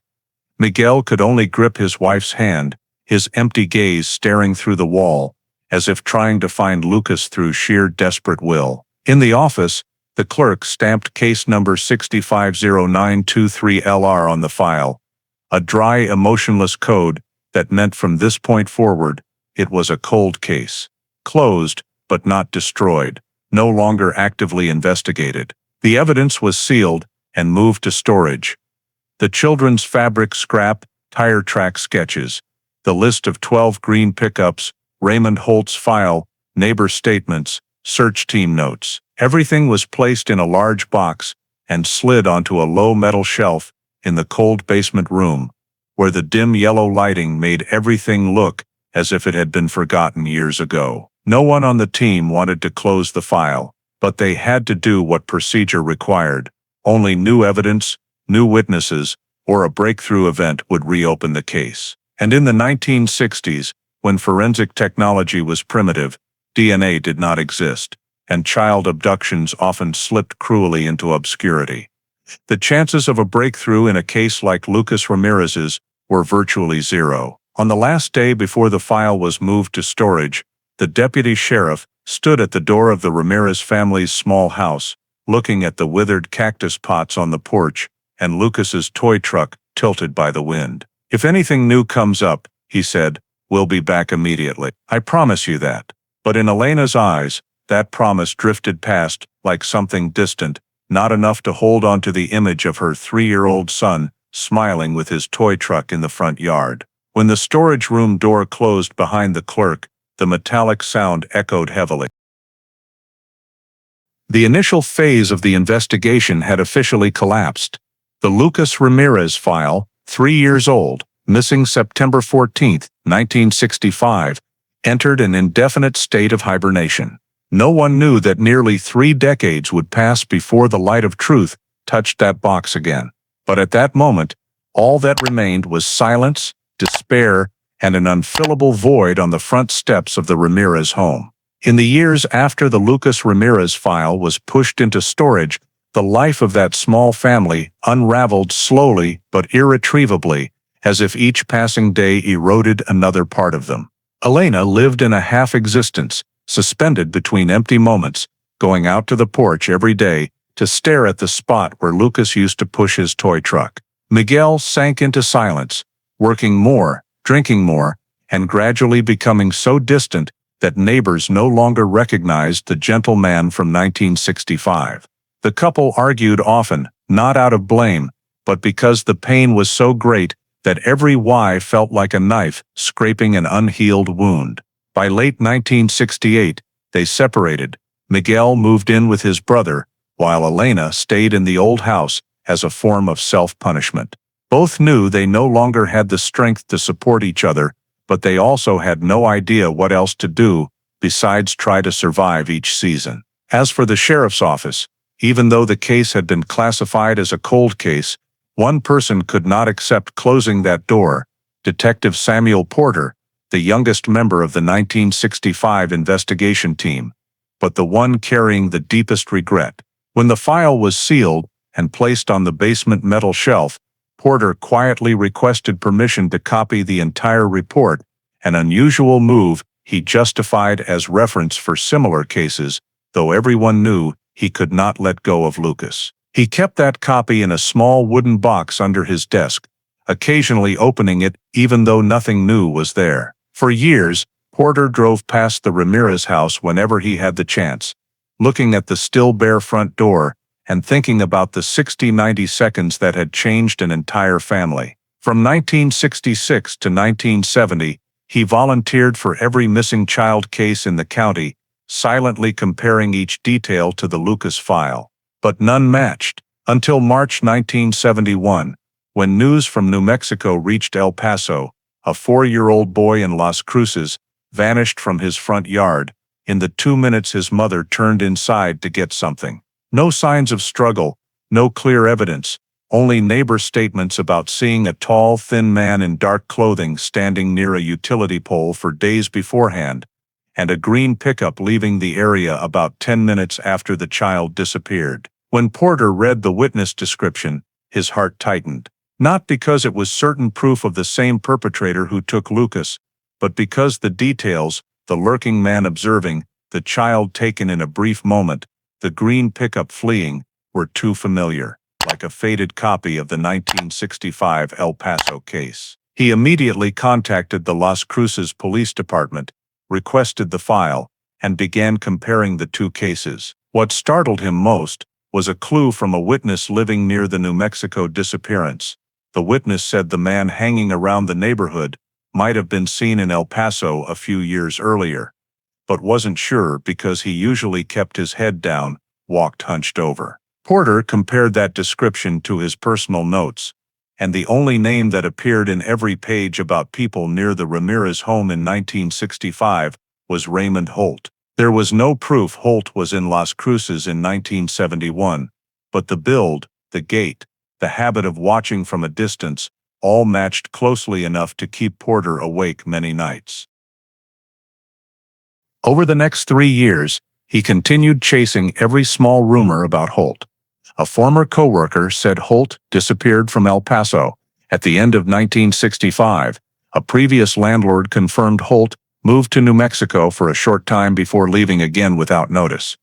And a faint residency note showed Holt had used a temporary address in Las Cruces in 1970, though without exact dates. Porter logged every detail in his private file, labeling it LR Shadow, the name he gave his unofficial pursuit. Meanwhile, Elena and Miguel each drifted in different directions of grief. Elena became quieter, more withdrawn, and by 1972 stopped attending church because she could no longer bear the pitying looks. Miguel moved to work at a factory near the Mexican border, taking constant night shifts to avoid thinking. They rarely saw each other, but every year on September 14th, they each left a small toy on the old porch, a silent ritual only they understood. In 1974, the Las Cruces disappearance also faded into obscurity, just like Lucas's. No new witnesses, no new clues, no arrests. But for Porter, the New Mexico case was not separate.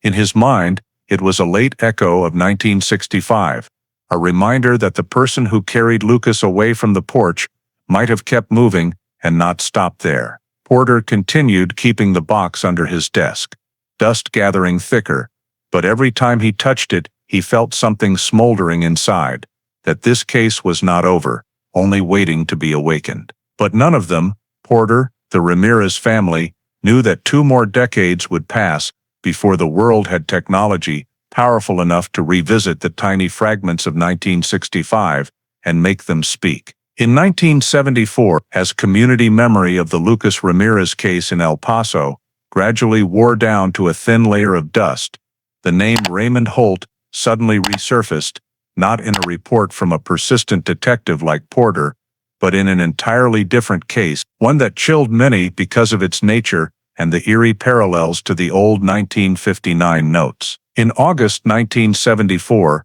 Alamogordo, New Mexico police received a call about a 6-year-old girl approached by a man in her backyard. According to the mother's account, the girl screamed when the man tried to pull her toward an old dark green pickup parked near the fence. Neighbors heard the cries and ran over, and the man fled, abandoning the truck because the engine wouldn't start in time. When police arrived, they quickly arrested the man hiding a few yards away in the brush. His name, Raymond Holt. In the arrest report, officers noted clearly, suspect attempted unlawful restraint of minor vehicle on scene, registered under name Raymond Holt, El Paso, Texas. The girl was taken to the hospital for examination. Fortunately, she suffered no physical injuries, though she was severely traumatized. When questioned, she repeated only one sentence over and over, as if haunted. He said he had kept another child before, a little boy.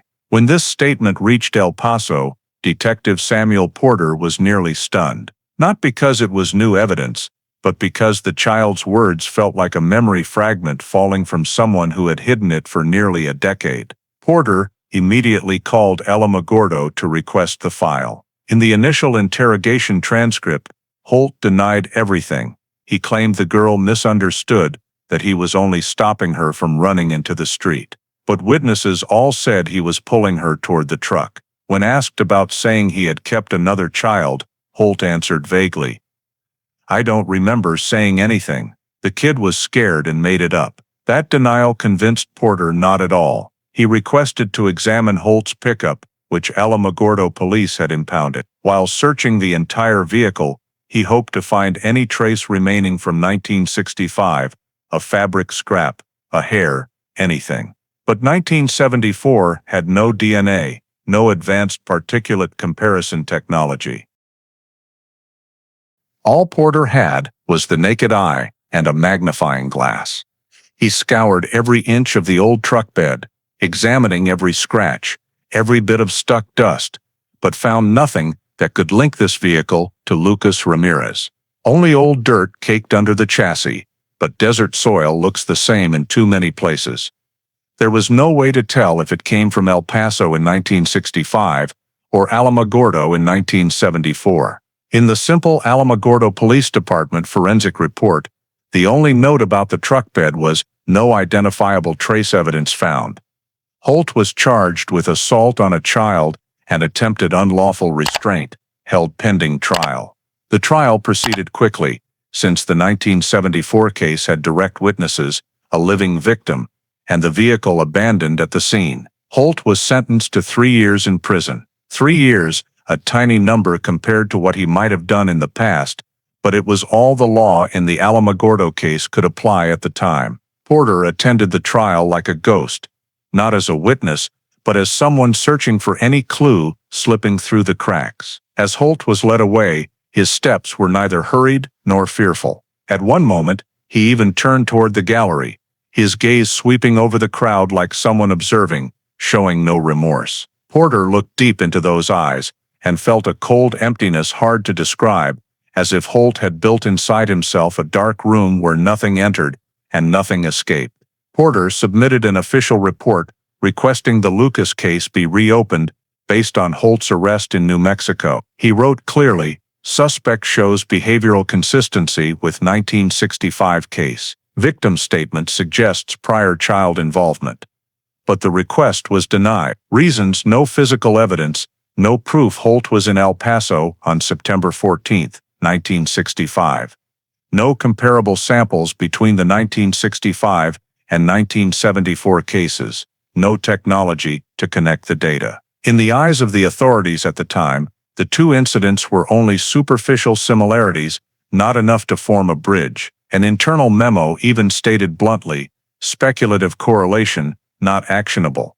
When Porter received that note, it felt as if he had just watched the only door to the truth slam shut again. Holt was transferred to state prison, and the little girl's words, "He said he had kept another child before," drifted into obscurity, like all unsupported statements in that era. For Porter, the Alamogordo incident was like a light flashing in the dark, and then going out, leaving a painful afterimage that they had stood very close to the answer, but lacked the tools to seize it. While Holt served his sentence, the Ramirez family never even learned of the arrest. El Paso by then had new pains and new stories.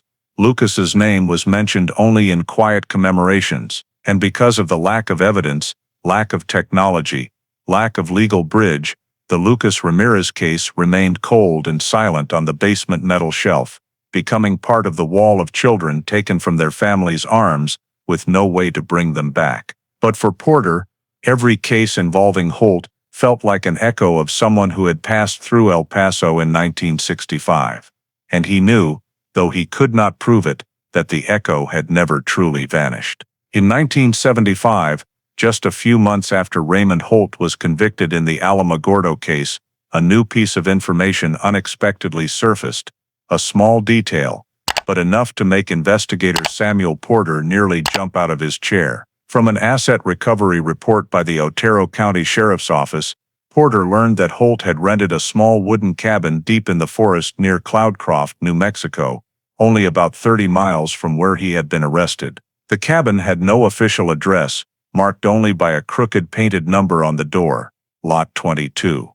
It belonged to an elderly landowner who often rented it seasonally to road workers. Porter immediately drove to Otero County, carrying Holt's file like a shadow that had followed him for the past 10 years. The cabin sat between two rows of towering black pines, sticky with sap and deep in shade. The wind blew through, making the tin roof rattle with harsh metallic sounds. From the outside, the place did not look like somewhere a man lived long-term, but rather a temporary shelter or a place to hide something. The landowner, a short old man, said that Holt had rented the cabin from late 1973 to mid-1974, paid in cash, rarely spoke, and left suddenly 2 months before the lease ended. He only remembered Holt as someone who was always out, carrying a flashlight and a toolbox, and sometimes returning in the middle of the night. Porter asked if anything Holt left behind was still in the cabin. The landowner shook his head. "I didn't dare touch his stuff. He gave me the creeps." Porter wanted to search the cabin, but he had no legal grounds. Holt had been arrested for a different case.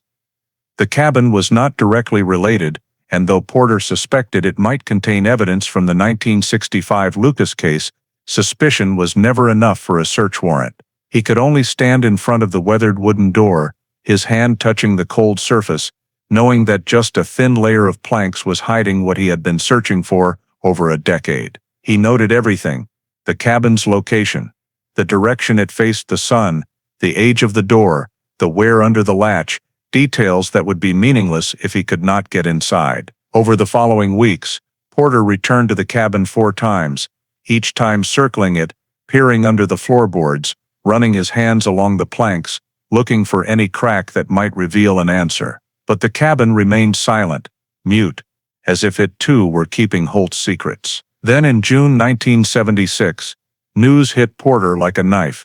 The cabin had burned down in an accident from a campfire spreading, according to the official Otero County report. But when Porter arrived at the scene, he saw only blackened pines, smoke-stained ground, and the cabin's frame reduced to charred beams. The tin roof had collapsed. The wooden door was gone. The floor had turned to nearly an inch of ash. A firefighter looked at Porter and said, "If there was anything inside, you won't find it now." Porter walked through the ashes like a man lost. Chunks of charcoal crumbled under his shoes. He picked up a burned piece of wood, his palm trembling slightly. The cabin, the only piece that might have held traces of Lucas, from clothing, scraps of fabric, to signs that a child had been kept there, was now just black earth and dust. No toys, no cloth, no containers. Everything burned beyond recognition. No DNA, no materials to compare, nothing to prove Holt had ever kept Lucas, or any other child, there. In the subsequent report, firefighters concluded the fire was from an unidentified heat source, but one small note stood out: the cabin had been unoccupied for nearly 2 years, with no electricity and no signs of a campfire nearby. The cause of the fire could not be determined, but the timing was too coincidental, just months after Holt's arrest, and the cabin immediately became the target of an ownerless blaze. To Porter, the fire was no accident. He believed the cabin had been burned to erase any evidence linking Holt to the Lucas case, but there were no signs of accelerants, no witnesses, no footprints, no gas cans or rags, nothing to prove the cabin had been intentionally torched. Only the cold intuition of an investigator who had pursued the same name for over 10 years. He sat amid the burned foundation, watching thin smoke still rising from a smoldering log, feeling as if one final door had slammed shut in his face. Whatever the cabin might have held was now ash, a layer of black dust carried away by the wind, taking with it what Porter had hoped to find.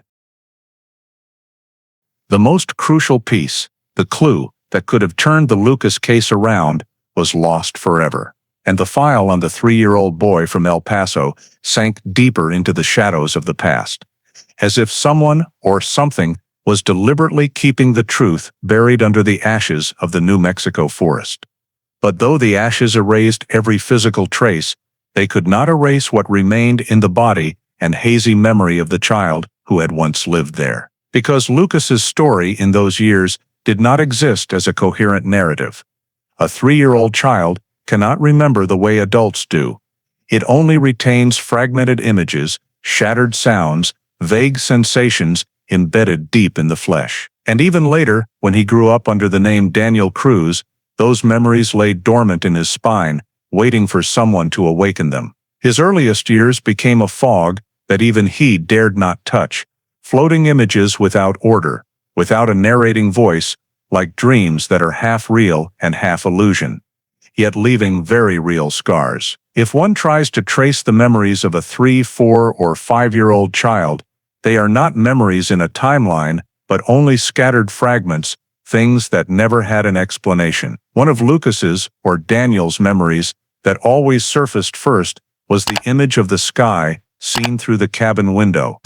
A very cold blue, almost cloudless, framed by rough wooden edges and a few pine branches leaning in as if to block the entire sky. He remembered the sound of wind whistling through the plank gaps, like someone whispering very close, so much that the child always thought someone was talking to him, but never saw anyone. He remembered the damp smell of old wood and the prickly dust that stuck to his bare feet when he stepped onto the floor. The cabin had nothing but a low wooden bed, a wobbly chair, and an old fireplace that was never lit. No colors, no warm light, no signs that the place had ever belonged to anyone before. Only the mountain night chill and a silence that swallowed every sound. When he was about 4, Holt began calling him by a name he never realized wasn't his own: Daniel. The name came dryly, without tenderness, without introduction, just a call echoing from the cabin door. And from that moment on, he was no longer called Lucas. In a child's eyes, it wasn't a change of identity. It was losing something he didn't know, but felt was missing. He didn't remember the old name, but he remembered the feeling of the new name sliding into his ears every day, like a thin mist covering something he couldn't reach. Holt was not a talkative man. He moved silently, rarely looking directly at him. When he entered the cabin, the space seemed to shrink, as if his shadow was larger than the room itself. The boy remembered the mud-caked boots, the irritating smell of the thick jacket, the heavy breathing at night when Holt thought he was asleep. And he remembered most clearly the feeling that he had to sit still whenever Holt was there. No sudden movements, no questions, no noise. Holt didn't hit him then, didn't yell. But a child's fear doesn't come from specific actions, but from unpredictability. Holt was a storm always hanging over his head, silent, dark, and heavy. He didn't know when it would erupt, but he always felt it waiting for him to make a mistake. To him, the cabin was a world cut off from the rest of humanity. No other people, no voices, no life beyond the wind and pines. On days when Holt left, the cabin became an empty box where time stopped, and he didn't know what to do, except curl up on the bed, hug his knees, and listen to insects in the forest to know he hadn't been completely forgotten by the world. Those early memories always came with darkness. He remembered once seeing an animal run past the cabin at night, just a blurry shadow, no clear shape, and he screamed in fear. Holt came into the room, grabbed him, didn't hit but pressed his face into his chest, squeezing so tight he couldn't breathe, and whispered through clenched teeth, "No noise." That was the first time he felt fear, not just in his mind but soaking into every breath. From then on, any sound in the night, wind banging the door, a branch snapping, made him jolt, curl into a small ball on the bed, afraid Holt would appear, not to comfort but to force him to be silent, as he always had to be. He had no friends, no other adults, no memory of anyone hugging him, no familiar voice lulling him to sleep. No one taught him letters, no one taught him his own name, no one explained why he lived there. When Holt took him to town for supplies, he had to hold his hand tightly. No looking at anyone, no talking to anyone. Whenever he sneaked a glance at a passerby, he saw only strange faces, unlike any in his memory. And whenever he tried to dig into his mind for another image, a house, a woman, the sound of laughter, everything dissolved as if someone had erased his memory from the inside. As if he had been born in the cabin, he grew up feeling he didn't belong to the world beyond the pines. Many years later, in a floating memory from his teenage years, Daniel recalled a strange image that made him dream repeatedly, multicolored lights, which he didn't know were the distant lights of El Paso, flickering at the edge of the forest. In the dreams, he stood between the dark cabin and those lights calling him, but every time he tried to run toward them, a hand pulled him back, rough, heavy, cutting the dream short just before he could touch something like freedom. His memories of Holt were not a clear face, but separate parts, eyes always dark, and never looking straight.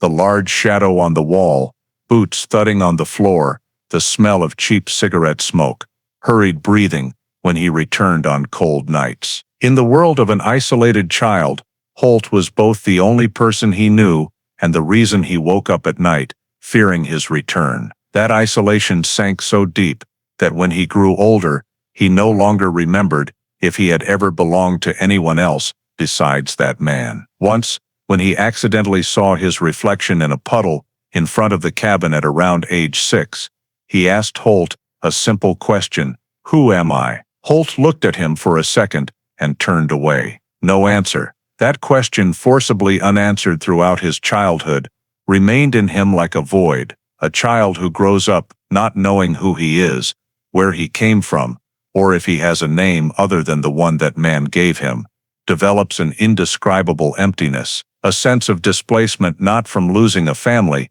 but from not knowing he ever had one. The cabin was not a home. It was a shell that swallowed Lucas's childhood, wrapping him in fear and silence. And Holt was not a guardian. He was the wall blocking him from real life. And in the darkness of that New Mexico cabin, a 3-year-old child from El Paso had vanished, not just from his family's arms, but from his own memory of himself. All that remained was Daniel Cruz, a child growing up with a name that wasn't his, carrying a childhood that belonged nowhere, and a fear he could never quite name. And as that dark shell stretched over many years, it not only suffocated his childhood, but also shaped the path to adulthood ahead. Because a childhood swallowed whole in the cabin meant that Lucas's growing up years, now existing under the name Daniel Cruz, were not a natural journey of development, but a distorted continuation of a rootless life, without documents, without a past to cling to. When Holt was released from prison in 1977, after serving 3 years, Daniel was about 15, scrawny, sullen, and bearing no signs of a teenager raised in a normal society. He had no birth certificate, no school ID, no vaccination records, no medical file.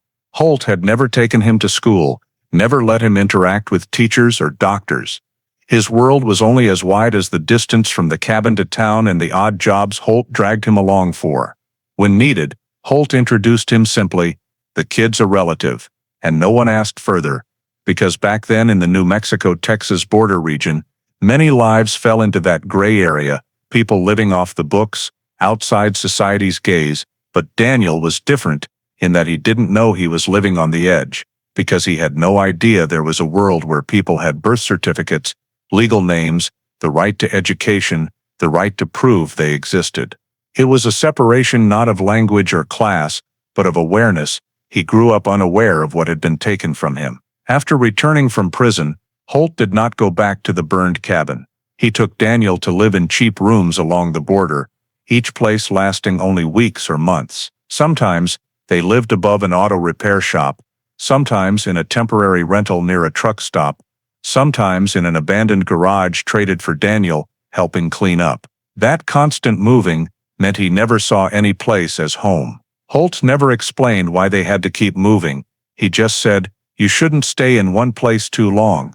He got used to it, but deep down, there was a feeling they were running from something Holt never named, and he didn't dare ask. Entering his teenage years, Daniel started taking odd jobs, hauling goods for grocery stores, washing cars at hand-wash lots, helping clean small diners, loading bricks at construction sites. People paid in cash, so no one needed papers. He worked quietly, without complaint, and always kept the habit of looking down when someone asked his name. "Daniel," he would answer.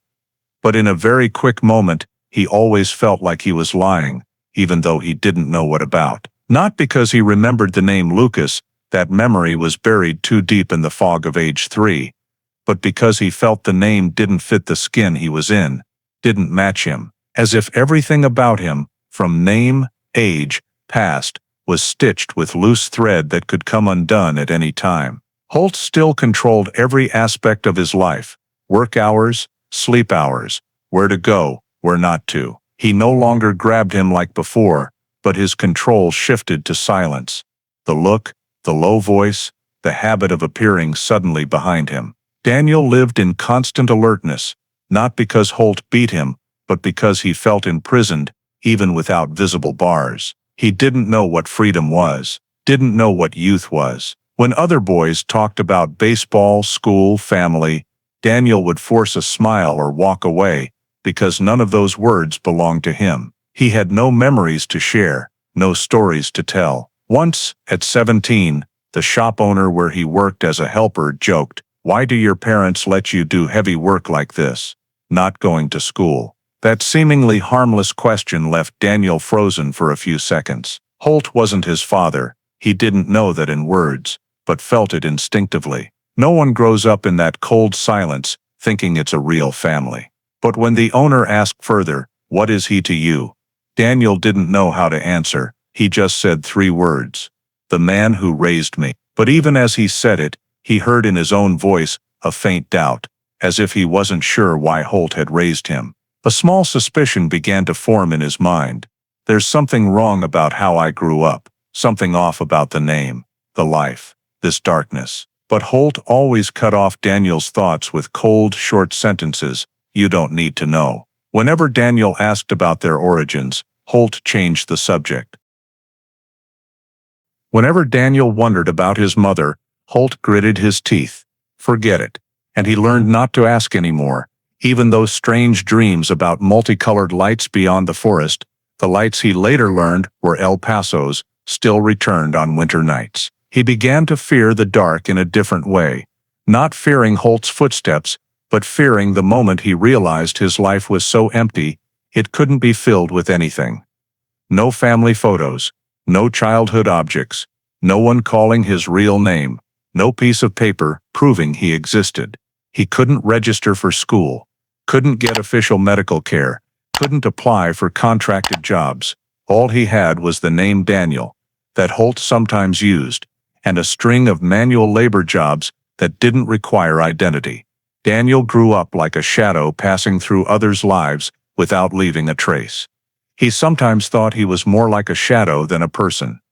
Once, seeing young children running and playing on the street, no one holding their hands, no one forbidding them, he suddenly felt a strange sensation: envy. Something in him wanted to shout that he had once been a child like that. But the memory slipped away like water whenever he tried to grasp it.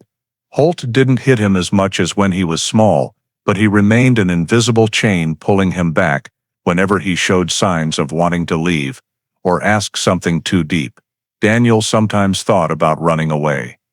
But to where? He had no papers, didn't know where he was born, didn't know if anyone was looking for him. He didn't even know his nationality. He couldn't step farther from Holt, because leaving him meant falling into the absolute void of no records, no identity. But staying was like living in a box without a lock, but also without a door. The suspicion that he wasn't a legal adoptee started as a faint whisper, then grew into an echo he could no longer ignore in his late teenage years. Because if Holt was a legal guardian, why had he never sent him to school? Why did he dodge questions about his parents? Why did he change locations constantly? Why did he flinch whenever police were mentioned in the area? Daniel had no answers, only intuition, and that intuition told him his life hadn't formed naturally. It had been shaped, bent, altered by the hand of the man he called the one who raised me, but who had never truly been family. And in the years from 16 to 20, the only thing Daniel was certain of was he belonged to that man's darkness, not to the world. But deep in his heart, there remained a very small spark. A question never answered but also never gone. If I'm not Daniel, then who am I? In 1989, when Daniel was already over 27 years old, and his life was still drifting through the dusty red towns along the Texas-New Mexico border, like an undocumented shadow, the name Holt, the only one tied to him since childhood, suddenly dropped out of this world in a brutal and unforeseen way. It was June, the heat scorching, and Daniel was working as a laborer on a highway construction site outside Las Cruces. A morgue employee came to the site, asking for relatives or anyone connected to Raymond Holt. Hearing that name was like hearing the sound of a long-sealed door suddenly swinging open. A dry, sharp sound that arrived uninvited. When he signed to view the body at the police's request, since Holt had no family, Daniel stood before a white body bag, the zipper making a soft sound as it was pulled open. Inside was Holt's face, purple and distorted. He had died in a single-vehicle truck accident on Highway 70. The old pickup lost control, veered off the road, flipped multiple times before coming to rest on the edge of a ditch. The police listed the cause as loss of vehicle control, not ruling out alcohol but with nothing to prove it either. Holt's life ended in a poor and simple accident that was hard to believe.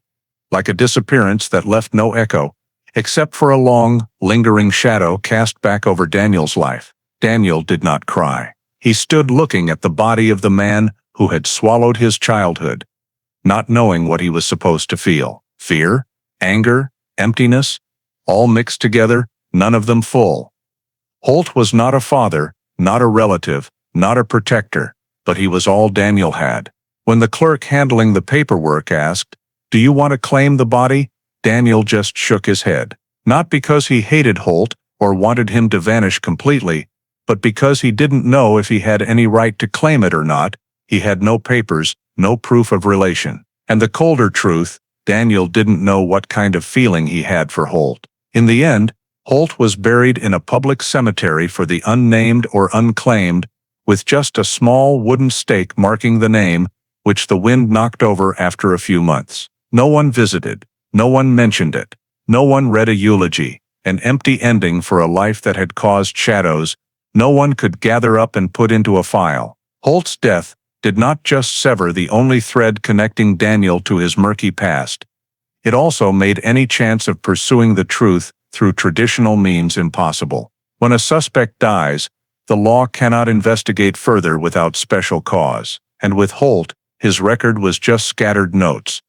An unsubstantiated accusation in 1959, a child detention in 1974, a cabin burned down in 1976, and dozens of temporary addresses no one could verify. No confession, no physical evidence, no will. No one knew he had lived with a child for nearly 2 decades. The police in El Paso received news of Holt's death with the feeling of a book burned before it could be opened. An old investigator stated bluntly in an internal report, If Holt was involved in the Lucas Ramirez case, his death means the investigation path is closed. Samuel Porter, now transferred to another department, but still keeping a copy of the Lucas file in his drawer, heard of Holt's death and felt like he was standing at the edge of an abyss. He drove to the accident site, a deserted stretch of road, full of sand, scattered with glass shards. Nothing special, just a routine accident.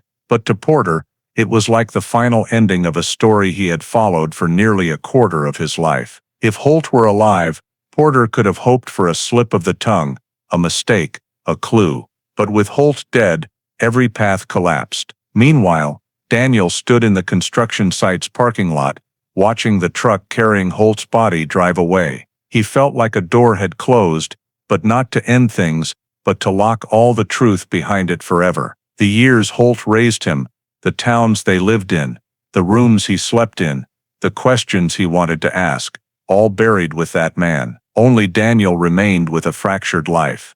No papers, no family, no story to tell, no origins to cling to. When Holt died, the cabin in Cloudcroft, now just ashes after the 1976 fire, was cleared by the landowner. He demolished the remaining wood, leveled the ground, fenced it off, and left it for the pine forest to swallow. A few years later, no one could tell where the old cabin foundation was and where natural ground began. Any evidence, possibly linked to Lucas or any child who lived there, had now vanished from the world absolutely, as if it had never existed. And with Holt dead, the cabin gone, evidence burned, records scattered, the official investigation could not be reopened for lack of anything that could stand in court.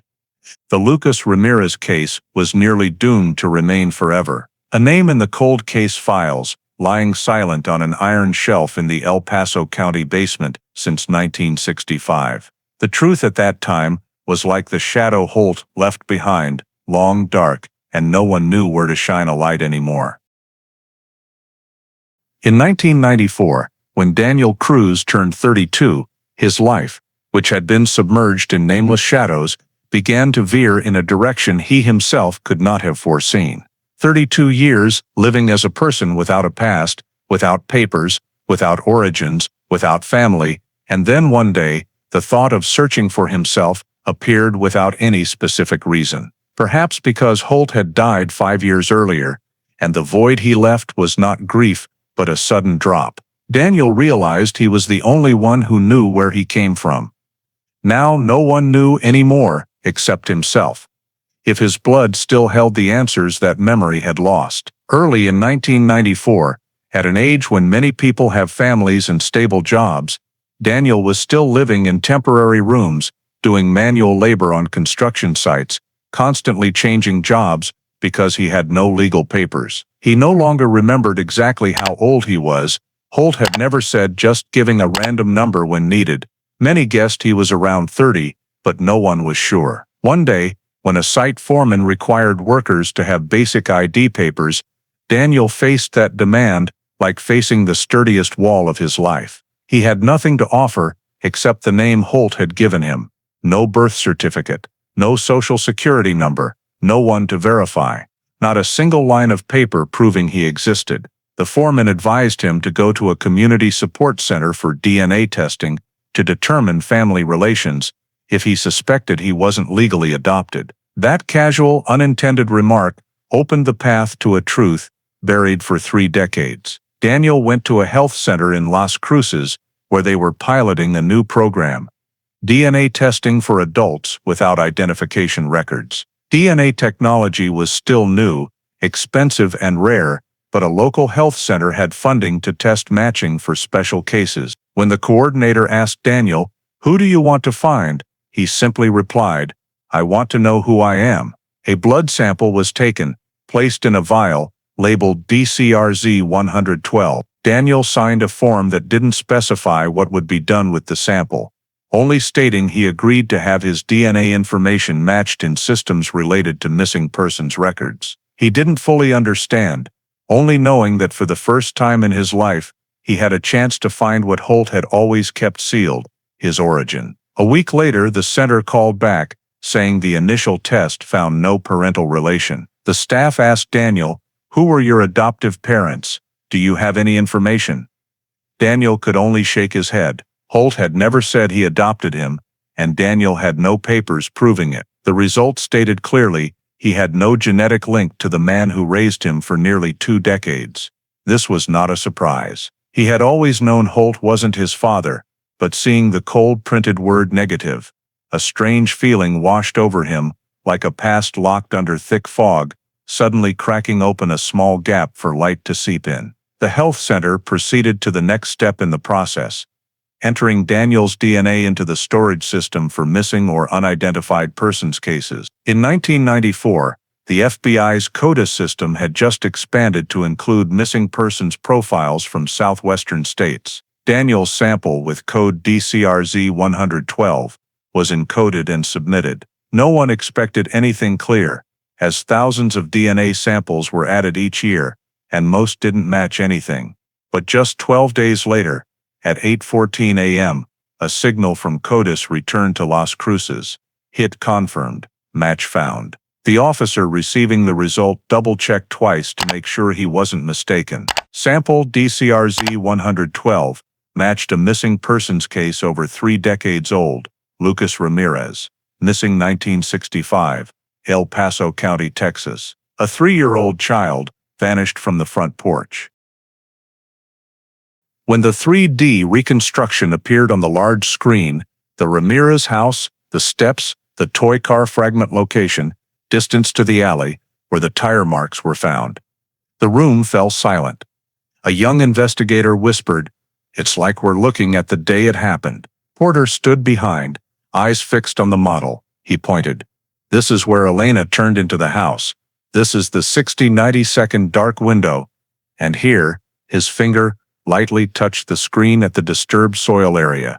"This is where someone carried the boy away." No more vague statements, no more reliance on neighbors' memories. Technology had turned every faint mark from 1965 into measurable, analyzable, retestable digital data. Ranger Ward ordered a full review of all physical evidence in the file box. Items originally collected with primitive technology, soil samples, plaster casts, fabric swatches, scene photos, oil streaks, were all sent to modern forensic labs for expanded DNA analysis, microtracing and material pattern matching, things impossible in 1965. At the same time, the legal team requested full access to Raymond Holt's residency, travel, and criminal records. Holt's death in 1989 meant no prosecution path, but the team needed his trail to reconstruct the 30-year journey where he appeared, what he did, who he lived with, how he might have taken a child along. Another group was assigned to re-verify Lucas's history after 1965, now knowing Daniel Cruz was that boy. Each piece grew clearer. No one said it aloud, but everyone knew this case, one of El Paso's longest cold cases, had officially been awakened. When Porter held the original file folder, trembling slightly in his hands, he let out a very soft sigh. For 30 years he had carried it in his drawer, like an unfinished promise. Now, before him was the chance he never thought would come. Lucas had returned. Not in hazy memory, but through DNA, through science, through the strongest voice modern technology could send into the past. And from that moment, the Lucas Ramirez case was no longer a tragic story closed away. It became a new race against time, against Holt's darkness, and against the gaps stretching from 1965 to find the final truth. Once the entire file was digitized and the 1965 crime scene reconstructed in 3D technology, the Texas Rangers moved to the next target, re-examining the green pickup. The clue that had stalled the original investigation but never been fully clarified. Modern investigators realized that over 3 decades, evidence related to the truck was virtually non-existent. The vehicle gone, Holt dead, witnesses' descriptions vague. But then Porter, during a digitized file review session, pointed to a small folded corner entry in the original paper, Mrs. Lopez's Polaroid photo. A photo once deemed useless because it was too blurry, taken at an angle, and the back stained yellow with age. The Rangers immediately scanned the photo into the forensic imaging system for reprocessing with ultra-high-resolution technology, something that didn't exist in 1965. The original photo only showed the shadow of the green pickup at the end of the street, with the left edge overexposed from sunlight glare. But when the image was reconstructed using pixel recovery algorithms, details began to emerge. The Ford F-100 bed outline, faded paint patches, especially the rear, where what was once seen as meaningless glare now appeared as distorted characters. Imaging technician Morales stood silent before the screen, then called the Rangers over. He zoomed in on the suspect area, reduced noise, ran curve reconstruction models on the metal reflection. If this is a license plate, we're looking at one of the most important pieces of evidence in the entire case. The analysis took nearly 2 days. From blurry pixels, the software identified the first 3 characters, 4-7. Ranger Ward cross-referenced the 1965 database, a decayed archive surviving only in scanned Texas DMV records. Among about 19,000 vehicles registered 1963, 1965, only one green Ford F-100 had a plate starting with 47B, late 19. Owner Raymond L. Holt, registered address a rental, less than half a mile from the Ramirez neighborhood. This was the first time in 30 years a real forensic piece of evidence pointed directly at Holt, not suspicion, not indirect testimony, but data measured by modern technology, undeniable, against hazy memories or old procedural errors. Morales continued processing the rest of the photo by synthesizing reflected light and simulating the sun angle. On September 14, 1965, the software reconstructed the plate, nearly complete. 47B-196. Only the final character missing, but Ranger Porter, who had investigated Holt through the 60s, 70s, said immediately, Holt had 2 vehicles in his life. But the pickup registered in 1964 was 47B-1963. The software ran comparison and concluded 94.2% match, considered certain in forensic imaging for reconstructing plates from old Polaroids. The investigation team meeting was called immediately. Porter, who had waited 30 years for a piece heavy enough, stood slowly, hand on the table edge, as if to steady his emotions. If we'd had this evidence in 1965, everything would have been different, he said, voice dropping, as if speaking to himself. But Ranger Ward cut in firmly, what matters is we have it now. The group shifted to analysis. If the plate in the photo matched Holt's truck, it meant Holt's vehicle was at the Ramirez neighborhood at the exact time of Lucas's disappearance. This, combined with the prior 3D timeline reconstruction, formed a complete accusatory logic chain. Holt appeared in the area 9:15, 9:20. Shadow of person carrying child heading toward truck matches, parking direction, tire marks match F-100 1959, 1961 size.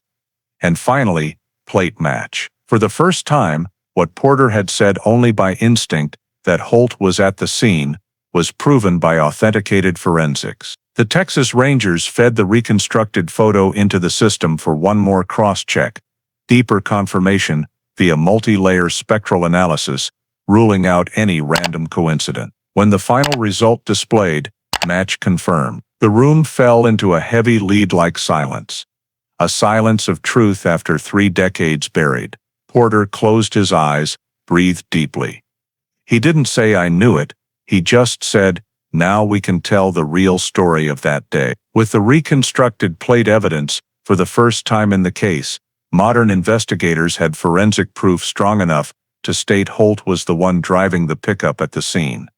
The moment Lucas vanished, a turning point the 1965 investigators could never have imagined. But even as the truth grew brighter, a bigger question lay ahead. Where did that truck take Lucas? And the answer would not be in any old blurry Polaroid, but in Lucas's own journey of lost identity over the 30 years that followed.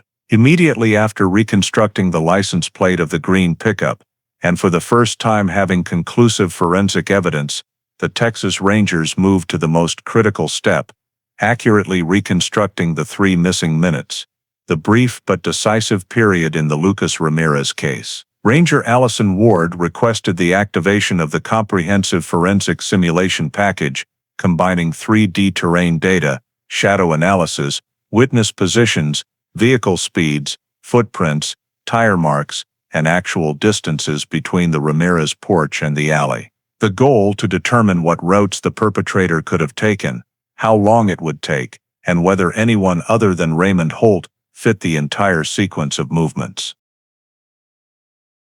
A case, frozen solid.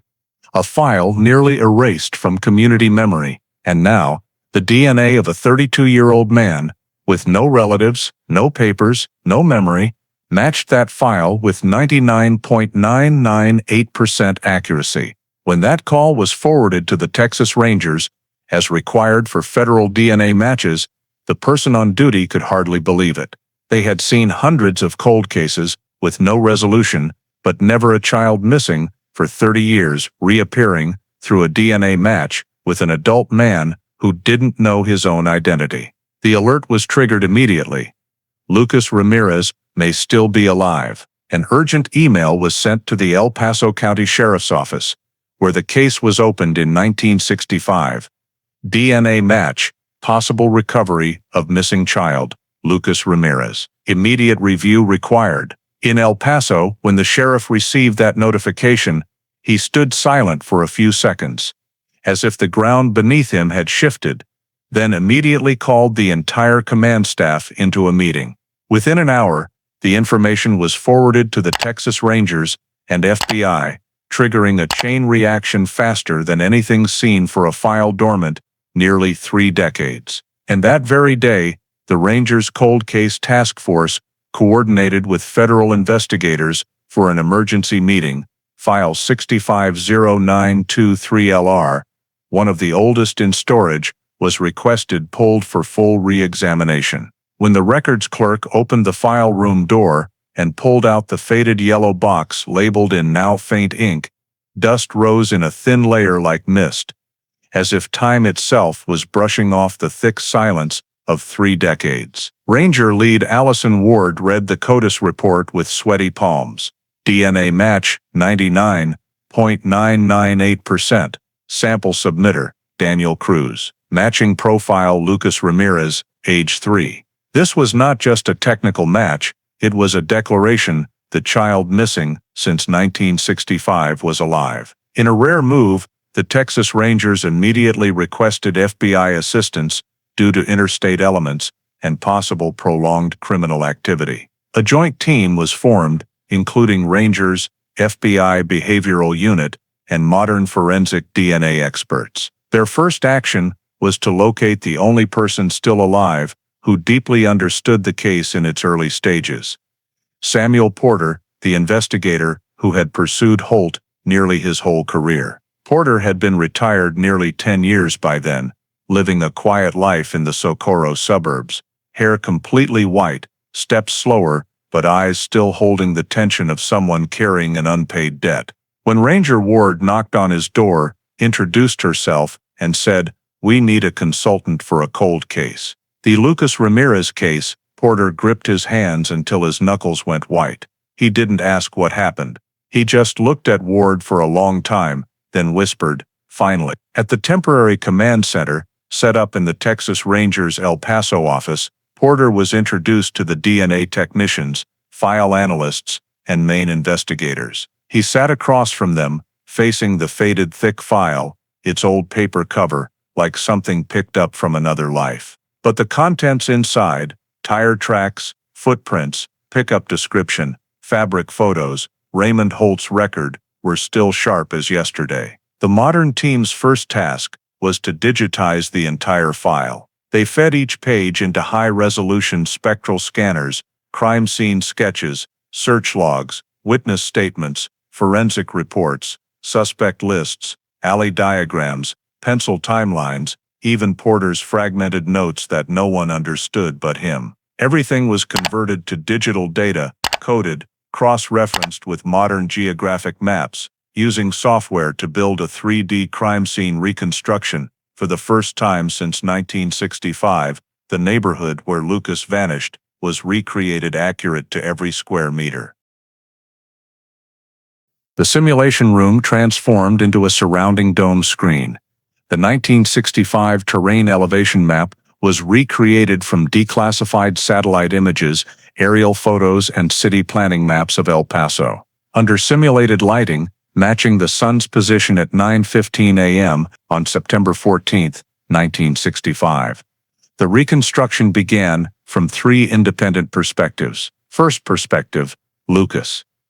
The 3D model showed the boy standing on the front porch, bending down to push his wooden toy car, about 30 inches off the ground. Elena entered the house in exactly 2 minutes 58 seconds, based on testimony, call records, and simulated walking speed of a 27-year-old woman. As Elena disappeared behind the door, the model displayed obstructed lines of sight, confirming an adult standing just 15 feet from the porch could approach without being seen by Elena from the living room. Second perspective, the perpetrator. The system ran 3 approach simulations, one from the north, one from the south, and one from the rear alley. For each direction, the model calculated approach time, risk of being seen by witnesses, degree of cover, and especially the feasibility of a grab-and-go.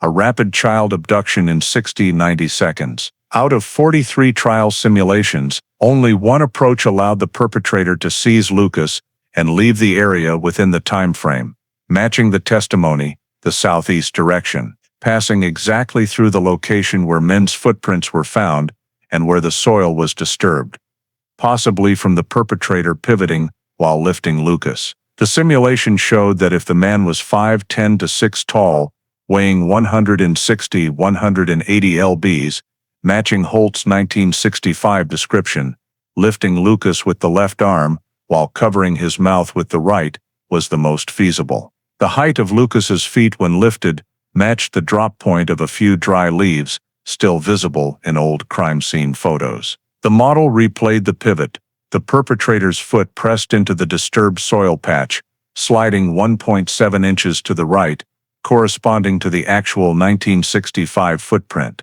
Third perspective, the pickup. This was the most crucial part because it connected the perpetrator's actions to the vehicle. The Rangers entered data from the reconstructed license plate photo, the dimensions of a 1959 Ford F-100, wheel radius, and body length. When simulating the truck parked at the alley entrance, the software showed the journey from lifting Lucas to reaching the cab took only 22 to 29 seconds if running with a 1.4 meter stride, consistent with the speed of a fit man who had done manual labor like Holt. As the truck left the scene at 1822 miles per hour, the generated sound matched witness number 2's statement, a heavy engine sound, hard acceleration, like an old truck being revved. Acoustic modeling confirmed the sound matched 87% with a 1959-1961 Ford F-100 engine. When Ranger Ward requested simultaneous overlay of all 3 models, from Lucas, the perpetrator, and the truck, the system displayed a single movement sequence that perfectly matched all collected data. One perpetrator appears from the southeast corner, unseen from the Ramirez windows. 2 lifts, Lucas in 3.1 seconds. 3 pivots causing the soil disturbance. 4 crosses the alley at the exact footprint location. 5 places Lucas in the pickup in 6 seconds. 6 vehicle exits the area in under 40 seconds. Combining the timeline, physical data, vehicle speed, and distance from the last sighting of Lucas, the forensic system calculated the probability that the perpetrator was 97.2%, Raymond L. Holt. This was a figure that had never appeared in the entire Lucas Ramirez file. What in 1965 could only be guessed through intuition and suspicion was now proven by simulation science. Only one man possessed all the factors: vehicle behavior, route, timing, terrain familiarity, and criminal history, to carry out the abduction in those 60-90 seconds. When the simulation ended, Porter stood for a long time in front of the screen, as if watching a film he had believed in for 30 years but had never seen. "This," he said quietly, is what we missed. No one in the room disagreed. There was no longer reasonable doubt. Holt was the perpetrator. But the case did not end there, because the biggest question remained: where had Lucas been for the past 29 years? And now, as the truth began to emerge, thanks to forensics, they knew the journey to the answer would be longer than those 3 missing minutes. Once the Texas Rangers had the forensic simulation confirming a 97% likelihood that Holt was the perpetrator, the next step, the one the entire case hinged on, was cross-referencing Lucas's own testimony. Now, as Daniel Cruz, with the forensic data and Holt's timeline to see if his memories aligned with reality. The problem was that Lucas did not have memories in the conventional sense. What he recalled were only fragmented, hazy fragments, like dancing spots of light behind closed eyelids when someone flashes a light into darkness. Ranger Allison Ward, FBI behavioral analyst Keene, and Porter traveled to Las Cruces for the first interview. The meeting was not like an interrogation. It was more like an excavation inside the mind of a man who had lived 30 years not knowing which world he belonged to. Daniel sat upright, but with his hands trembling slightly on his thighs. Ranger Ward began with a simple question. "Can you tell us anything you remember about the place you lived when you were very young?" Daniel was silent for over half a minute, then spoke slowly, as if touching something sharp. "I remember the smell of damp wood, pine, cold earth, and wind whistling through the cracks in the door. What sent a chill through everyone in the room was the smell of pine plus cold wind through plank gaps. Was exactly the characteristic the forensic team had identified from the structure of the cabin. Holt had rented in Cloudcroft, a dense pine forest area with high humidity and uninsulated wooden construction. Porter opened his laptop and entered each description into the Angular Match software, a tool for comparing witness memory with geographic, architectural, and environmental data points. On the screen, the probability curve gradually rose, 83% match with just the first 3 details. When asked further, Daniel frowned as if straining to remember. "I used to hear a sound like metal, rhythmic, like heavy wheels far away." Keene leaned forward.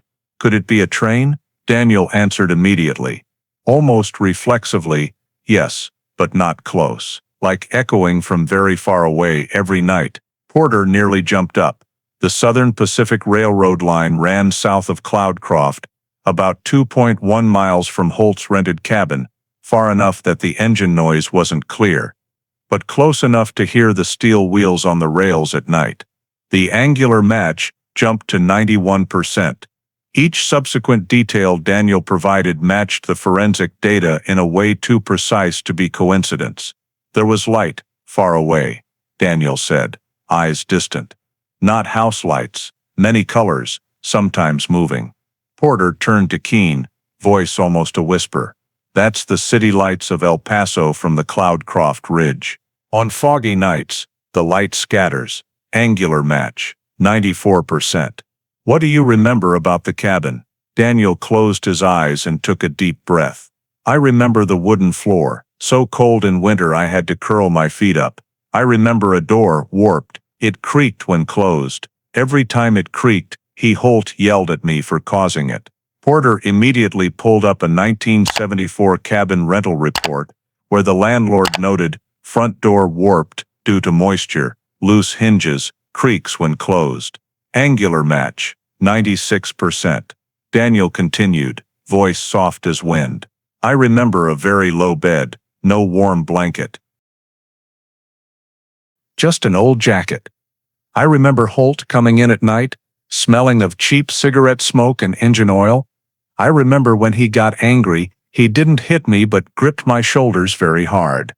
This data wasn't physical forensic evidence, but when Porter connected it to Holt's 1970s profile, a man who lived as a mechanic, addicted to cheap cigarettes, working night shifts, the compatibility continued to rise. But the most critical piece had not yet appeared, the movement timeline. The Rangers needed to know where Daniel Lucas had lived over the 3 decades to cross-reference with Holt's records and find confirming intersections. When Ranger Ward asked, "Do you remember ever living anywhere else besides the cabin?" Daniel was silent for a long time, then said, "Yes, many places, but I don't know the names.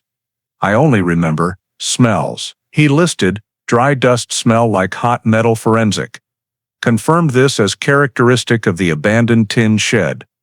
Holt rented near Alamogordo in 1977. Engine oil smell seeping through wooden floor, matching the back room of Holt's repair shop in Las Cruces in 1982. Popcorn and grease smell, matching the motel next to the diner where Holt worked part-time in 1985. Every smell Daniel recalled was cross-referenced by the FBI against Holt's residential history.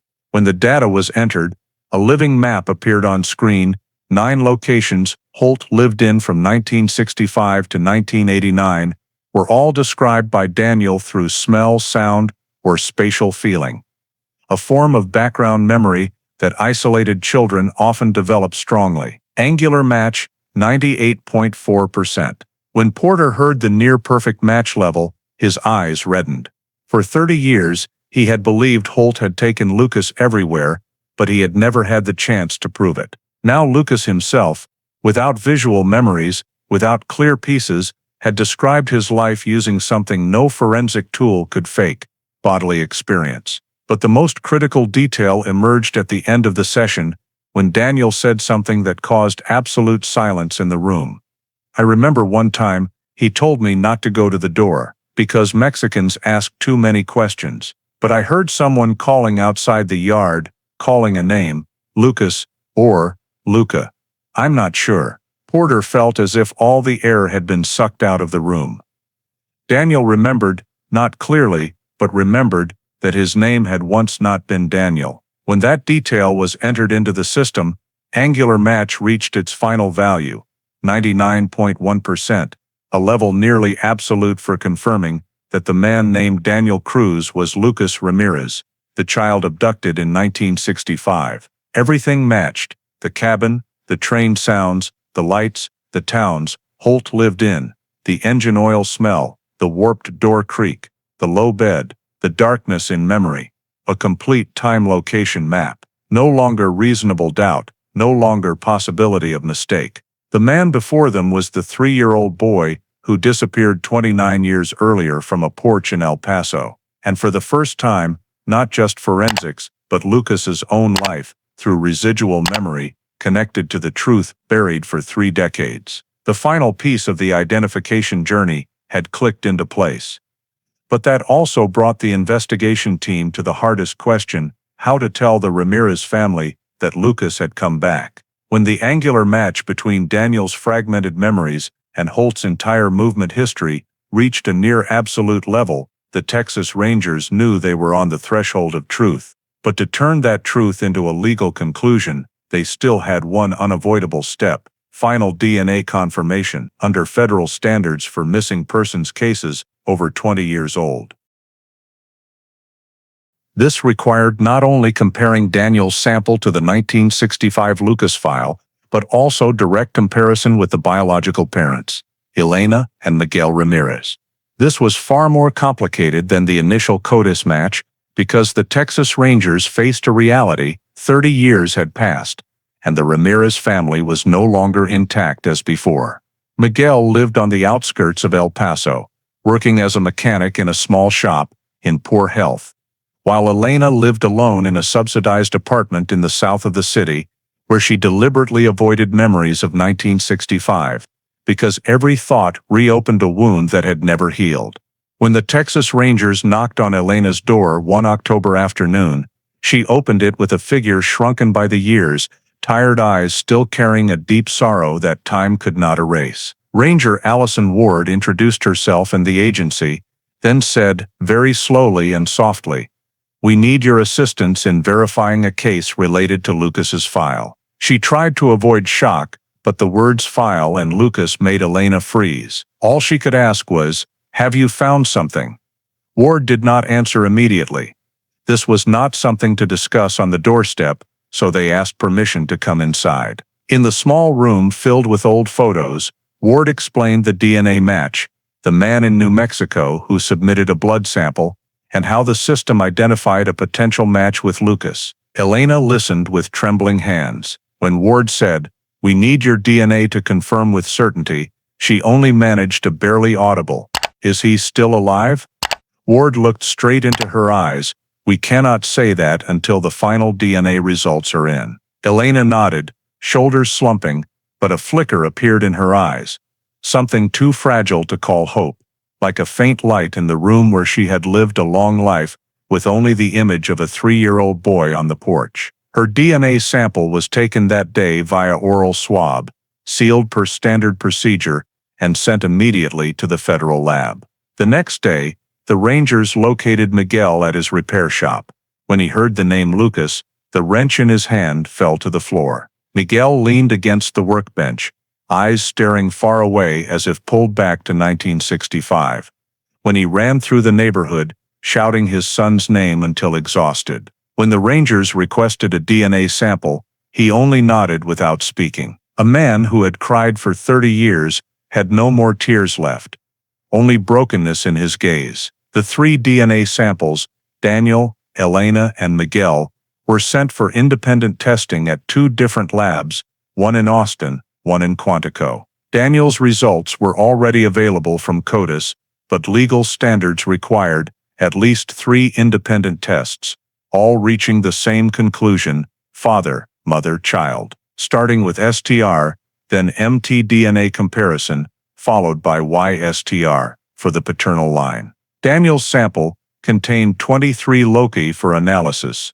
The 1965 Lucas file sample only had 8 loci collected from a lock of baby hair kept by the mother, but new technology allowed expansion to 15 loci sufficient for legal value. When the genetic analyzer completed the first round, the technician looked at the screen, then turned to the Rangers. "There's a match." But that was only 1/3. Second round, mtDNA 9.9% match with Elena. Third round, YSTR, absolute match with Miguel. But the Texas Rangers still had to wait for the cross-check from the second lab. When the report from Quantico arrived, just 4 lines long, everyone in the briefing room stood silent for several seconds to read it again, then a third time. Lucas Ramirez, maternal match, 99.98% paternal match. 99.98%. Combined parentage index. Conclusive. No longer reasonable doubt. No longer false probability. No longer ethical or scientific question. The man named Daniel Cruz, 32 years old, living without papers in New Mexico, was Lucas Ramirez, the 3-year-old child who disappeared in 1965 from a porch in El Paso. When Porter received the final results, his aged hands shook so much the paper rustled. He sat down, covering his face with his hand. For 30 years he had chased Holt's shadow. For 30 years he believed the boy had not died. And now, on this small piece of paper, that belief became truth. Ranger Ward signed the official conclusion page, Case 650923LR, status updated, recovered, victim found alive. For the first time in nearly 3 decades, the Lucas Ramirez missing case was no longer in cold case status. It moved to a new state, one no El Paso sheriff's employee had ever thought would happen. Lucas Ramirez was found. That truth spread quietly like a sigh of relief, tearing through the thick fog that had covered the case since 1965. But ahead remained a question larger than legal, forensic, or DNA technology. How could a 32-year-old man, who had lived under a name not his own for nearly 30 years, return to biological parents he did not remember? What was about to happen next was no longer just investigation. It was a journey of memory, family, pain, and rebirth. A journey no one in El Paso history had ever experienced. The reunion was scheduled for a December morning in 1994 in a small meeting room at the Texas Rangers headquarters in El Paso.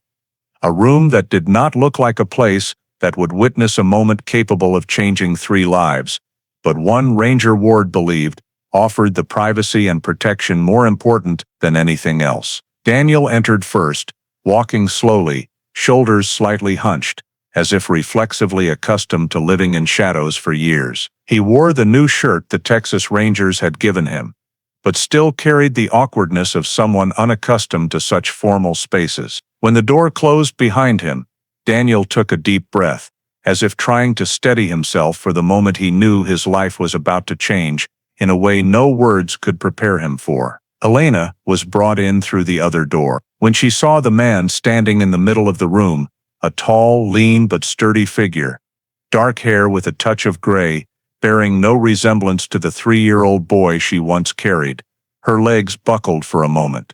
Ranger Ward quickly supported her, but Elena continued forward, driven by a strength that had no name, by the instinct of a mother who had never stopped loving her child, despite no longer having a clear memory of his small face. Daniel stood motionless, not advancing, not retreating, only looking at the woman, as if gazing at something too vast, too distant, too painful to touch. Elena raised her hand to her mouth, then whispered, almost inaudibly, "Lucas?" And that sound, not the appearance or memory, was what made Daniel's eyes tremble, as if a small flame he didn't know he carried had been fanned. He did not recognize her, but that call contained a pain he had felt in strange dreams for years, the pain of a name no longer his own, but still echoing in his bones. Daniel opened his mouth, but no words came. Elena did not wait for him. She rushed forward, arms open,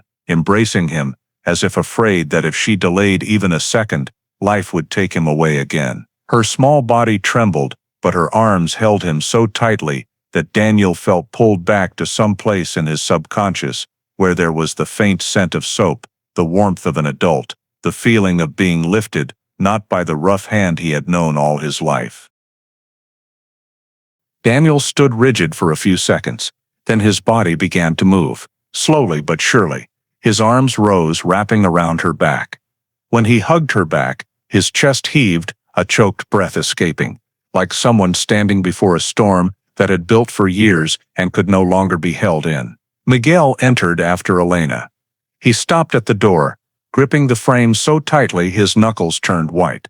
The man who had searched all night for his son, who had punched walls in vain until his hands bled, now stood looking at his grown son with eyes as if burned by light. Daniel turned his head, eyes meeting Miguel's, for only a second, but in that second, both seemed to see what DNA or forensics could not describe. The 29-year gap still lying between them, but also the thread that had never broken. Miguel could not utter any fatherly words. He only walked closer, very slowly, like someone afraid the dream would vanish if he moved too fast. When standing before Daniel, he raised his hand but paused in mid-air, as if afraid touching would shatter Daniel. Daniel looked at that hand, a rough hand bearing engine oil scratches he had seen on his own, and without anyone saying anything, he knew this was the person who had passed something deeper than memory to him.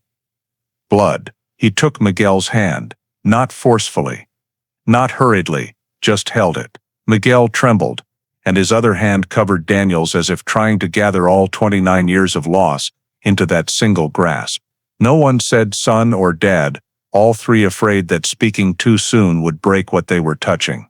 But in that small room, the air had changed color from tension to something warm, fragile, real enough to make Porter, standing silently in the corner, turn away to hide his reddened eyes. Porter had spent half his life pursuing this moment. He had stayed awake nights for it, dreamed of it, been tormented thinking he had lost the chance to bring Lucas home.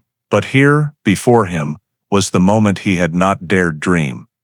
The mother holding her son after nearly 30 years, the father holding his son's hand after a lifetime of self-blame, and the son standing between them, not remembering but feeling that he belonged here. Daniel did not cry out loud.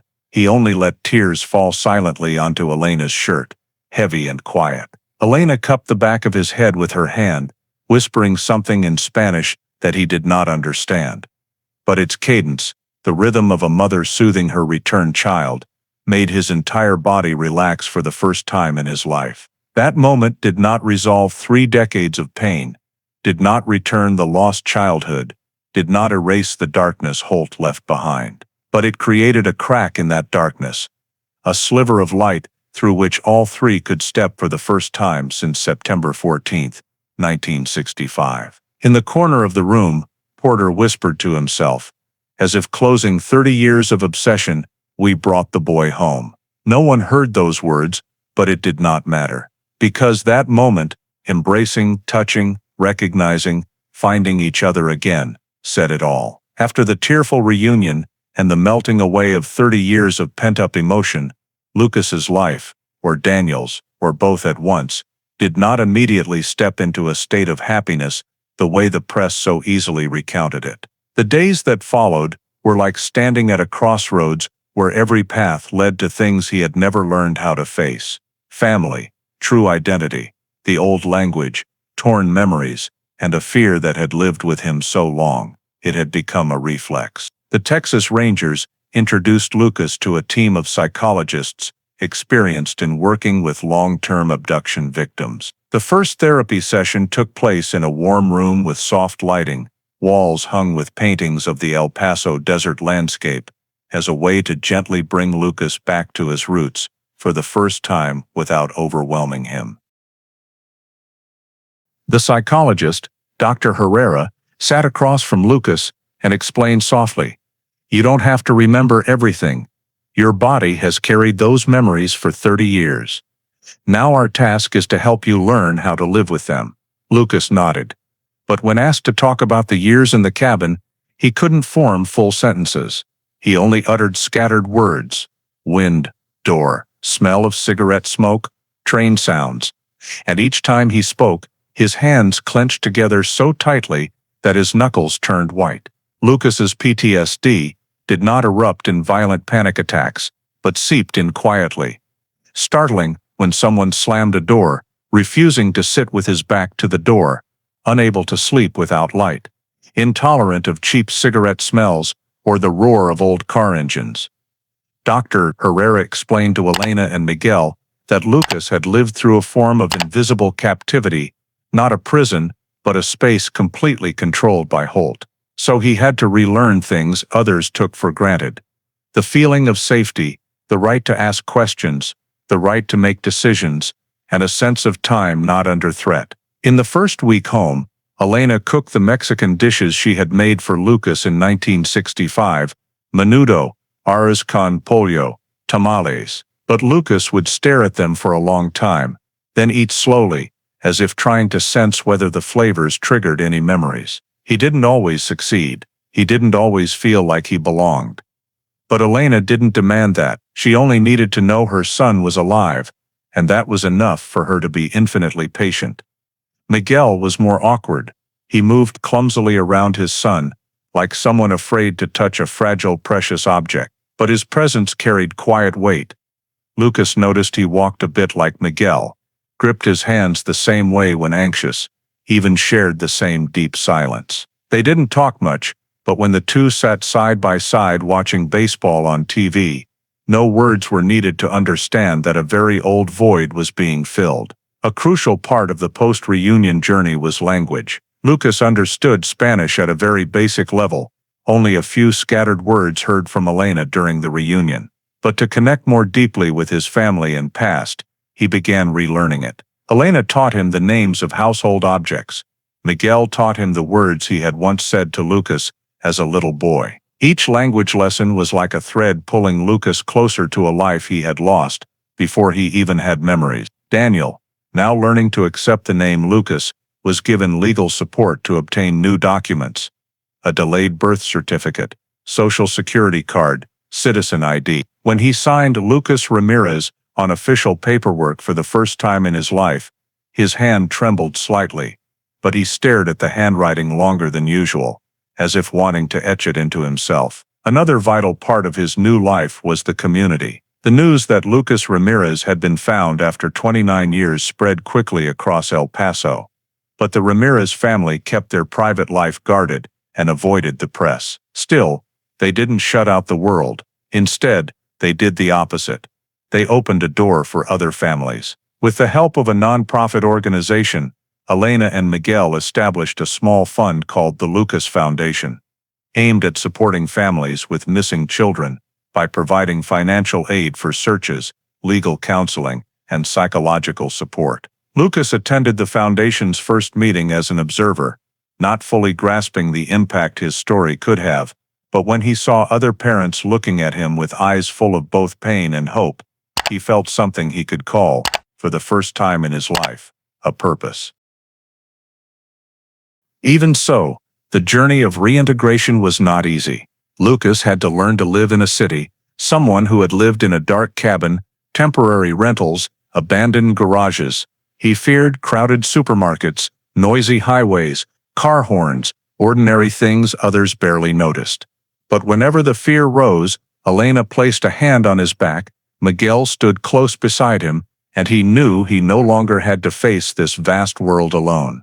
Lucas had once lived under the name Daniel, once lived as someone who didn't exist. Now, he had to learn to live as Lucas, a person with a family, a past to heal, a present to rebuild, and a future to step into, even if the first steps were still slow and shaky. And in those shaky steps, the Ramirez family was relearning how to be a family, one beat at a time, like a young tree replanted after a long storm. Lucas's journey home closed a circle that had lasted nearly 3 decades. But like every case swallowed by time, when the door of reunion closed, other doors opened, doors of doubt, of darkness, of things that would never have complete answers. The Texas Rangers, the FBI, and Porter all understood that even though Lucas's identity had been confirmed and Holt proven forensically to be the abductor, the full picture was still missing pieces that could never be recovered. The biggest and most haunting question was whether Holt had an accomplice. Forensic patterns showed he acted alone in the 3-minute abduction, but raising a child without documents for 30 years, moving across states, living in a remote cabin, evading authorities, could that truly have been solitary? There was no physical evidence of anyone else, no statement from Holt, no trace of a second person's presence, but nothing definitively proved he hadn't received help from someone, a landlord, local worker, acquaintance in Las Cruces. The silence of the past, especially with Holt dead, left that question hanging like a shadow no one could touch. The second question, the cabin in Cloudcroft that burned in 1976. Was it an accident or destruction of evidence? The fire report concluded no cause could be determined, but the timing was too coincidental, right after Holt's arrest in the Alamogordo case. The cabin, rented by Holt himself, was where modern DNA confirmed Lucas had lived as a young child. If the cabin had remained intact, 1994 forensics might have found physical evidence, fingerprints, fibers, DNA, or traces of the years Holt lived with Lucas. But everything had turned to ash. The Rangers asked Porter for his opinion, but he only shook his head. Some things can't be recovered, even when we know they once existed. That piece had been devoured by time, and the truth about the cabin, like so many other truths in this case, would forever remain in a darkness no one could penetrate. The third question, the one reaching far beyond Lucas's case, touching a broader obsession: how many other children disappeared in similar ways and were never found? The Texas Rangers reviewed data and found that from 1960 to 1980, hundreds of child disappearances along the Texas-New Mexico border never received full resolution. How many were Holt's doing? How many were by people like Holt? No one knew. No one ever would. Lucas's return did not decode the fate of those children, but it made one heartbreaking question clearer. How many families like Elena and Miguel waited in vain, never receiving the phone call they prayed for their whole lives? While following Lucas through therapy, reintegration, relearning language, and rebuilding memories, Ranger Ward once wrote in an internal report, "Missing child cases are not just investigations, they are broken trajectories that last a lifetime. And whenever one is solved, hundreds of others seem to echo a call." Porter, no longer wearing a badge but still carrying the memories of 30 years chasing the truth, watched Lucas blend into his family and felt a partial relief. But he also knew Lucas was a rare exception bordering on a miracle. He stood in the Ramirez yard one afternoon, watching sunlight fall on the porch where Lucas had vanished in 1965, and thought, if the world were like that for all the kids, maybe I would have retired sooner. But he knew it wasn't that simple, because the ultimate truth of the Lucas case was not just that the abductor had been exposed, not just that the boy had survived, not just that a family had been returned what they thought was lost forever. The ultimate truth, the final question the case left for the world, was one no forensic evidence or DNA could answer. Why must a child disappear for the world to learn to protect better? And in that thought, Lucas's life became a reminder, a warning, a humanitarian call that the Ramirez family and many later investigators still echoed. Not every child who disappears is lost forever, but no child should ever have to disappear. That was the case's final legacy. Not the suffering, not the darkness Holt left behind, but the small, enduring light from Lucas's journey home. The light reminding us that a chance to reclaim the truth is always worth it. Even if it takes 29 years, even if it means crossing darkness no one dares enter, and that every child, whether only 3 years old, whether missing, whether stripped of memories, always deserves to come home. In the nearly 3-decade story of Lucas Ramirez, what lingers is not only the tragedy of a child taken from his family, but also a profound reminder for today's American society. A society still facing challenges related to missing children, domestic violence, and gaps in the child protection system. The detail that Lucas vanished in just 3 minutes while his mother turned inside to answer a phone call shows how fragile the line between safety and tragedy can be. In the U.S., the FBI reports over 460,000 missing child cases each year. Most are found, but not all. Lucas's case reminds today's parents that just a few minutes of lost vigilance, whether for a phone call, answering the door for a delivery, or running inside to grab something, can be enough to create an opportunity for predators. Not to sow fear, but to emphasize the importance of maintaining continuous supervision for young children, especially in public spaces or near streets. The story also highlights another gap, the isolation of families after a child goes missing. Elena and Miguel received no psychological support, no community network, and were further hurt by rumors and media. Today, the United States has Amber Alert, psychological support systems, and organizations like NSEM, but Lucas's story reminds us that community support remains vital. Don't let parents of a missing child struggle alone. Be a pillar, share verified information, avoid spreading misinformation, and support them with real presence. Finally, Lucas's journey living as Daniel Cruz for 29 years shows the long-term harm of children being stripped of their identity, an issue that persists in the context of human trafficking and parental abductions in the U.S. The lesson is, value children's identity, update portraits regularly, maintain family DNA records, and teach personal safety knowledge early. Lucas's story had a fortunate ending, but precisely because that fortune is so rare, it becomes a powerful reminder. Protecting children is not just the responsibility of families, but a shared obligation of society as a whole. Thank you for joining us on the journey to bring light back to Lucas Ramirez. Please subscribe to the channel so you don't miss stories of justice and hope like this one. See you in the next video, where we'll continue exploring cases thought to be forgotten, but that can still be revived, thanks to community and truth.